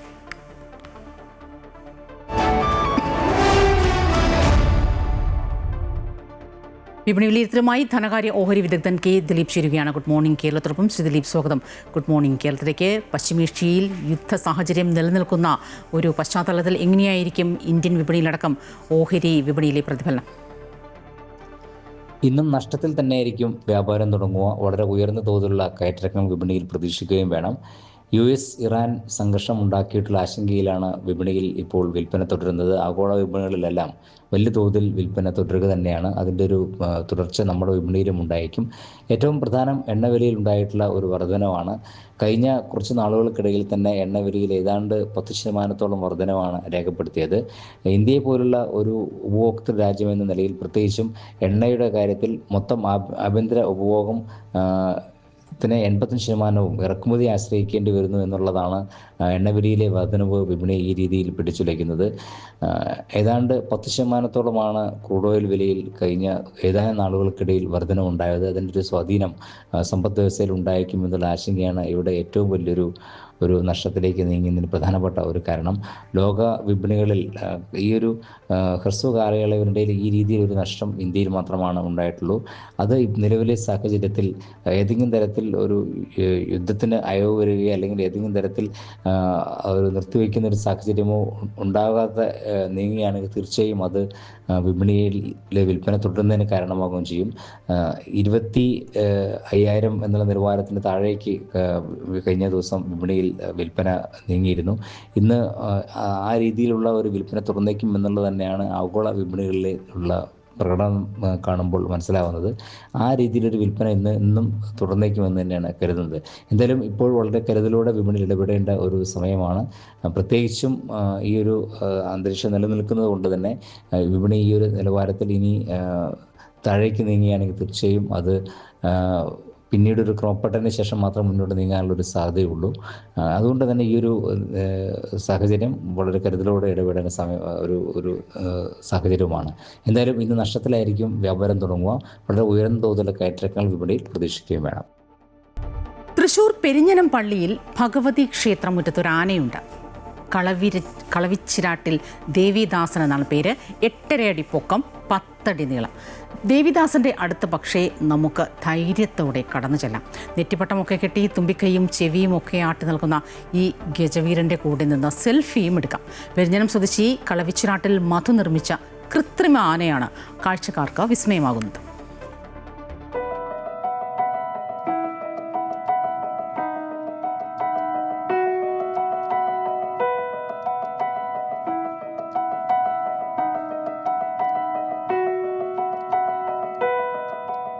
Steel, foam sheet, sponge, rubber തുടങ്ങിയവ ഉപയോഗിച്ചാണ് 1 വർഷത്തോളം എടുത്ത മധു ആനയെ നിർമ്മിച്ചത്. വെൽഡിങ്ങും ഇലക്ട്രിക്കൽ പണികളും ഒഴിച്ച് ബാക്കിയെല്ലാം മധു തന്നെയാണ് പൂർത്തിയാക്കിയത്. 4.5 ലക്ഷം രൂപയോളമാണ് നിർമ്മാണ ചെലവ്. സ്കൂൾ കാലഘട്ടം മുതൽ ചെറിയ നിർമ്മാണ പ്രവർത്തനങ്ങൾ നടത്തിയിരുന്ന മധു വിദ്യാർത്ഥികൾക്ക് എക്സിബിഷനും മറ്റും ആവശ്യമായ നിർമ്മിതികൾ ചെയ്തു കൊടുക്കാറുണ്ട്. ഫൈബർ ഉപയോഗിച്ച് ചെറിയ ആനകളെ നിർമ്മിച്ച ആത്മവിശ്വാസത്തിൽ നിന്നാണ് വലിയ ആനയുടെ നിർമ്മാണ പ്രവർത്തനങ്ങളിലേക്ക് മധു എത്തിയത്. 4 ചക്രത്തിലുള്ള തട്ടിൽ മോട്ടോർ ഘടിപ്പിച്ച ആനയെ എവിടെ വേണമെങ്കിലും കൊണ്ടുപോകാം. ഇതുണ്ടാക്കാൻ ഒത്തിരി ടൈം എടുത്തു എന്നുള്ളതാണ്. ചില 1 കൊല്ലവും 28 ദിവസം പിടിച്ചു. എന്താണെന്ന് വെച്ചാൽ ഈ 1/2 മണിക്കൂർ 1 മണിക്കൂർ, ചിലപ്പോൾ 1/2 ദിവസം, അതിൽ കൂടുതൽ നമുക്ക് വർക്ക് ചെയ്യാൻ പറ്റില്ല. ഈ മെറ്റീരിയൽ സ്റ്റൈലൻസ് സ്റ്റീലാണ്. Steel material, rubber sheet, foam sheet, അതുപോലെ സ്പോഞ്ച്, നെറ്റ്, മാറ്റ്, ഇതെല്ലാം ഇതിലുണ്ട്. അങ്ങനെയാണ് ഇതിനെ പൂർണ്ണ രൂപമാക്കി മാറ്റിയിരിക്കുന്നത്. ഇക്കഴിഞ്ഞ ദിവസം പെരിഞ്ഞനം പള്ളിയിൽ ഭഗവതി ക്ഷേത്രത്തിന് തുടക്കം കുറിച്ച് നടന്ന കുടിയേറ്റ ചടങ്ങിന് ദേവിദാസനും നെറ്റിപ്പട്ടം ചാർത്തി അകമ്പടിയായി ഉണ്ടായിരുന്നു. 7 ദിവസം നീണ്ടു നിൽക്കുന്ന ക്ഷേത്രത്തിലെ ഉത്സവം കഴിയുന്നതുവരെ ഇനി ദേവിദാസനും ക്ഷേത്രമുറ്റത്തുണ്ടാകും. അമൃത ന്യൂസ്, തൃശൂർ. ഇടുക്കി നെടുങ്കണ്ടത്ത് 2.5 ലക്ഷം ലിറ്റർ സമ്പന്നശേഷിയുള്ള ശുദ്ധജല ടാങ്കിന് സമീപം ഉറവ കണ്ടെത്തിയതോടെ ആശങ്കയിലാണ് നാട്ടുകാർ. എഴുകുംവയൽ കുരിശുമൂട്ടിൽ പടിയിലെ ജപ്പാൻ ശുദ്ധജല പദ്ധതിയുടെ ടാങ്കിന് ചുറ്റുമാണ് വേനലിലും ഉറവ രൂപപ്പെട്ടിരിക്കുന്നത്. ഇടുക്കി എഴുകുംവയൽ കുരിശുമൂട്ടിൽ പടിയിൽ 2.5 ലക്ഷം ലിറ്റർ സംഭരണശേഷിയുള്ള ടാങ്കിന്റെ 100 മീറ്ററോളം ചുറ്റളവിലുള്ള വീടുകളുടെ പരിസരങ്ങളിലും റോഡിന്റെ വിവിധ ഭാഗങ്ങളിലും ഉറവകൾ രൂപപ്പെട്ടിട്ടുണ്ട്. ശുദ്ധജല ടാങ്കിന്റെ ബലക്ഷയം മൂലമുണ്ടാകുന്ന ചോർച്ചയാണ് ഉറവകൾ ഉണ്ടാകാൻ കാരണമെന്നാണ് നിഗമനം. ഭൂമിക്കടിയിൽ വെള്ളം ഇറങ്ങിയിട്ട് പെരയുടെ പുറവശത്തെ ഏണ്ടിക്കടിയിലേക്ക് വെള്ളം ഇറങ്ങി കഴിയുമ്പോഴത്തേനും 2 പ്രാവശ്യം അങ്ങനെ ഏണ്ടിയെന്ന് മണ്ണിടിഞ്ഞ് പെരയ്ക്ക് കേടുപാടുകൾ ഉണ്ടാകുന്ന രീതിയിലാണ് മണ്ണിടിഞ്ഞ് കിടക്കുന്നത്. 30 വർഷത്തോളം പഴക്കമുള്ളതാണ് ടാങ്ക്. ഇരട്ടയാർ അണക്കെട്ടിൽ നിന്നുള്ള വെള്ളം ശുദ്ധീകരിച്ച് ടാങ്കിൽ നിന്ന് ഇരട്ടയാർ പഞ്ചായത്തിന്റെ വിവിധ മേഖലകളിൽ വിതരണം ചെയ്യുന്നു. വേനലിലും ഉറവകൾ സജീവമായ സാഹചര്യത്തിൽ മഴക്കാലത്ത് മണ്ണിടിച്ചിലുണ്ടാകുമോ എന്ന ഭീതിയിലാണ് പ്രദേശവാസികൾ. അത് 2-3 ദിവസമായിട്ട് ഇപ്പം വെള്ളം അടിക്കുമ്പം ഞാൻ ഒഴുകി വരാതെ ഞങ്ങളുടെ മുറ്റത്ത് ഉറവയായിട്ട് പൊങ്ങി വരുന്നുണ്ട് വെള്ളം. രാത്രിയിലാണ് വെള്ളം അടിക്കുന്നത്, ആ സമയത്താണ് ഇങ്ങനെ പൊങ്ങി വരുന്നത്. രാവിലെ ഞങ്ങൾ നോക്കുമ്പോൾ മുറ്റമെല്ലാം നനഞ്ഞു കിടക്കുന്നു, അവിടുന്ന് ഉറവ പൊങ്ങിയതായിട്ട് ഞങ്ങൾ കാണുന്നു. മേഖലയിലെ ഉയർന്ന പ്രദേശമായതിനാൽ ടാങ്ക് തകർന്നാൽ വൻ ദുരന്തമുണ്ടാകാനിടയുണ്ട്. ടാങ്കും പൈപ്പുകളും പരിശോധിച്ച് സുരക്ഷ ഉറപ്പാക്കണമെന്ന ആവശ്യവുമായി പ്രദേശവാസികൾ ജല അതോറിറ്റിയിലും പഞ്ചായത്ത് അധികൃതർക്കും പരാതി നൽകി. അമൃത ന്യൂസ്, ഇടുക്കി. ഏറ്റുമാനൂർ മഹാദേവ ക്ഷേത്ര മൈതാനത്ത് അനാവശ്യ നിർമ്മിതികൾ അനുവദിക്കില്ലെന്ന് വിവിധ ഹൈന്ദവ സംഘടനകൾ. ക്ഷേത്രമൈതാനത്തെ ചിറപ്പ് പന്തൽ, പിൽഗ്രിം ഷെൽട്ടർ എന്നിവയുടെ നിർമ്മാണം ധൂർത്തും അഴിമതിയും ലക്ഷ്യമിട്ടുള്ളതാണെന്ന് ഹൈന്ദവ സംഘടനാ നേതാക്കൾ ആരോപിച്ചു. നിർമ്മാണ പ്രവർത്തനങ്ങൾ അവസാനിപ്പിക്കണമെന്നാവശ്യപ്പെട്ട് ഈ മാസം 14-ന് ക്ഷേത്രത്തിന്റെ തെക്കേ നടയിൽ ഉപവാസം സംഘടിപ്പിക്കുവാനാണ് തീരുമാനം. ഏറ്റുമാനൂർ ക്ഷേത്രമൈതാനത്ത് താൽക്കാലിക വേലി കെട്ടിത്തിരിച്ച സ്ഥലത്തിനുള്ളിൽ ചിറപ്പ് പന്തൽ, പിൽഗ്രിം ഷെൽട്ടർ എന്നിവയുടെ നിർമ്മാണത്തിനെതിരെയാണ് വിവിധ ഹൈന്ദവ സംഘടനകൾ രംഗത്തെത്തിയിരിക്കുന്നത്. ക്ഷേത്രത്തിന്റെ കിഴക്കും തെക്കും ഭാഗത്ത് നടപ്പന്തൽ നിർമ്മാണം പൂർത്തീകരിച്ചിട്ടില്ല. മൈതാന ചുറ്റുമതിലിന്റെ ശുചിയാവസ്ഥ, ഗോശാലയുടെ ജീർണാവസ്ഥ, കൂടുതൽ ശൗചാലയങ്ങൾ വേണമെന്ന ആവശ്യം തുടങ്ങിയവയൊന്നും പരിഹരിക്കാതെ നടത്തുന്ന നിർമ്മാണം ധൂർത്തും അഴിമതിയും ലക്ഷ്യമിട്ടാണ്. ഇവിടെ നിർമ്മാണങ്ങൾ പാടില്ലെന്ന 2015-ലെ ഹൈക്കോടതി ഉത്തരവിന്റെ ലംഘനമാണ് നടക്കുന്നതെന്നും ദേവഹിതം തേടാതെയും ടെൻഡർ വിളിക്കാതെയും നഗരസഭയിൽ നിന്നുള്ള അനുമതി കൂടാതെയുമാണ് നിർമ്മാണം നടക്കുന്നതെന്നും ഹൈന്ദവ സംഘടനാ ഭാരവാഹികൾ പറഞ്ഞു. എഴരപ്പൊന്നാന എഴുന്നള്ളിപ്പ്, അതുപോലെ ആട്ടവിശേഷം, അതുപോലെ ആറാട്ട് എല്ലാം വരുന്ന സമയത്ത് 9 ആനയെ എഴുന്നള്ളിച്ച് നിർത്തി ഭഗവാൻ അല്ലെങ്കിൽ അവിടുത്തെ മൂർത്തികൾ എത്തി നിൽക്കുന്ന സ്ഥാനമാണ് അവിടുത്തെ മണ്ഡപം. ആ മണ്ഡപത്തിന്റെ 10 മീറ്റർ പോലും അകലമില്ലാതെയാണ് പുതിയ നിർമ്മാണം വരുന്നത്. അവിടെ ഒരു നിർമ്മാണവും പാടില്ല എന്ന് കോടതി വിധിയുണ്ട്. കോടതി വിധിയിൽ 10 മീറ്റർ ആണെന്ന് പറയുന്നെങ്കിലും അവിടെ ഫെൻസിങ് അടിച്ച് തിരിച്ചിട്ടുള്ളത്, താൽക്കാലിക ഫെൻസിങ് തിരിച്ചിട്ടുള്ളത് 33 മീറ്ററോളം ആൽത്തറ വരെ. അതിനുള്ളിൽ യാതൊരു വിധത്തിലുള്ള നിർമ്മാണങ്ങളും പാടില്ലാത്ത പുതിയ നിർമ്മിതി കൃഷ്ണൻ കോവിലിനെ മറയ്ക്കുകയും ഗണപതിയെ വന്ദിക്കുന്നതിന് തടസ്സം സൃഷ്ടിക്കുകയും ചെയ്യും. നിർമ്മാണം മൂലം ഉത്സവ ദിവസങ്ങളിലെ എഴുന്നള്ളിപ്പിനും വേലകളി, സേവ എന്നിവയ്ക്കും ഭാവിയിൽ സ്ഥലപരിമിതി നേരിടും. അശാസ്ത്രീയമായ നിർമ്മാണത്തിനെതിരെ ഈ മാസം 14-ന് ക്ഷേത്രത്തിന്റെ തെക്കേ നടയിൽ ഭക്തജനങ്ങൾ ഉപവാസം നടത്തുമെന്നും ദേവസ്വം ബോർഡ് നടപടിയിൽ നിന്നും പിന്മാറാത്ത പക്ഷം തുടർ പ്രക്ഷോഭങ്ങൾക്ക് ഹൈന്ദവ ഭക്തജന സംഘടനകൾ രൂപം നൽകുമെന്നും നേതാക്കൾ പറഞ്ഞു. അമൃത ന്യൂസ്, കോട്ടയം. പാഠപുസ്തകങ്ങളിലെ പഠനത്തിനപ്പുറം ഒരു തൊഴിൽ സംസ്കാരം കൂടി തിരിച്ചറിയുക, അതിലൂടെ പഠനത്തിന് പുതിയ മാതൃക സൃഷ്ടിക്കുക. ഇടുക്കി കട്ടപ്പനയിൽ BRCയുടെ നേതൃത്വത്തിൽ നടന്ന ക്രിയേറ്റീവ് ഫെസ്റ്റ് വിദ്യാർത്ഥികളുടെ തൊഴിൽ നൈപുണ്യം തെളിയിക്കുന്നതായി. ഫാഷൻ ഡിസൈനിങ്, വയറിംഗ്, ബഡ്ഡിംഗ്, തയ്യൽ, പാചകം, ഇലക്ട്രോണിക്സ്, തടിപ്പണി, അങ്ങനെ വിവിധ തൊഴിൽ മേഖലകളെ തിരിച്ചറിയുകയാണ് കുട്ടികൾ. തങ്ങളുണ്ടാക്കിയ വസ്തുക്കളെക്കുറിച്ച് ഇവർക്ക് വ്യക്തമായ ബോധ്യവുമുണ്ട്. ഇതിന്റെ അകത്തുള്ള ഈ HW ബാറ്ററി ഈ സ്വിച്ചിലോട്ട് കണക്ട് ചെയ്യും. ആ സ്വിച്ച് വഴി ഈ ലൈറ്റ്, ഈ PVC അതോടെ ഈ ലൈറ്റിലോട്ട് കണക്ട് ചെയ്യും. അപ്പോൾ ഈ സ്വിച്ച് ഓഫ് ആകുമ്പോൾ ഇവിടെ ഓഫ് ആവും, ഇത് ഓൺ ആക്കുമ്പോൾ ഇവിടെ ലൈറ്റ് തെളിയുകയും ചെയ്യും.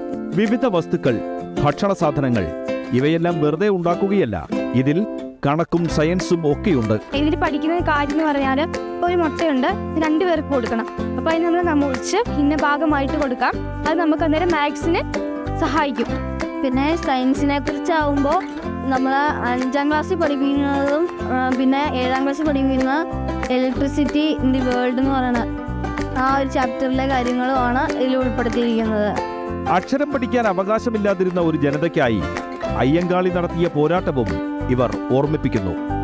ദളിത് വിഭാഗത്തിൽപ്പെട്ട പഞ്ചമി എന്നൊരു പെൺകുട്ടി ഈ സ്കൂളിൽ പഠിക്കാൻ വന്നതിന്റെ പേര് ആ കുട്ടിയെ ഇറക്കി വിട്ടു. ഇതറിഞ്ഞ് നമ്മുടെ മഹാത്മാ അയ്യങ്കാളി ആ കുട്ടിയെ കൈപിടിച്ച് ഈ സ്കൂളിൽ കൊണ്ടുപോയി ചേർത്തു. സാധനങ്ങൾ ഉണ്ടാക്കുക മാത്രമല്ല, കമ്പോളത്തിലേതുപോലെ വിലപേശി വിൽക്കാനും ഇവർക്കറിയാം. ഞങ്ങൾ ഹാൻഡ് മെയ്ഡ് ആയിട്ട് ഉണ്ടാക്കി. ഞങ്ങൾ 7ാം ക്ലാസ്സിന്റെ ഉണ്ടാക്കിയ ചേട്ടയുടെ സ്കിന്നൊക്കെ നല്ല ഗ്ലോ ആയിട്ട് 80 രൂപ. പക്ഷെ അതിന് വലുതായിട്ടൊരു സോപ്പ് വരുന്നുണ്ട്, അതിന് 250 രൂപയാണ്. ഇതിന് മാത്രം 250 രൂപ. പിന്നെ ബാഗ് കിട്ടുന്നത് അതിന് 250 രൂപയാണ്. സമഗ്ര ശിക്ഷാ കേരളയും കൊച്ചി ശാസ്ത്ര സാങ്കേതിക സർവകലാശാലയും ചേർന്നാണ് പദ്ധതി നടപ്പാക്കുന്നത്. ഇടുക്കി ജില്ലയിൽ ക്രിയേറ്റീവ് കോർണറിനായി ആദ്യഘട്ടത്തിൽ 14 സ്കൂളുകൾക്ക് 6 ലക്ഷം രൂപ വീതം ഫണ്ട് നൽകി. MC Boban, Amrita news, Idukki.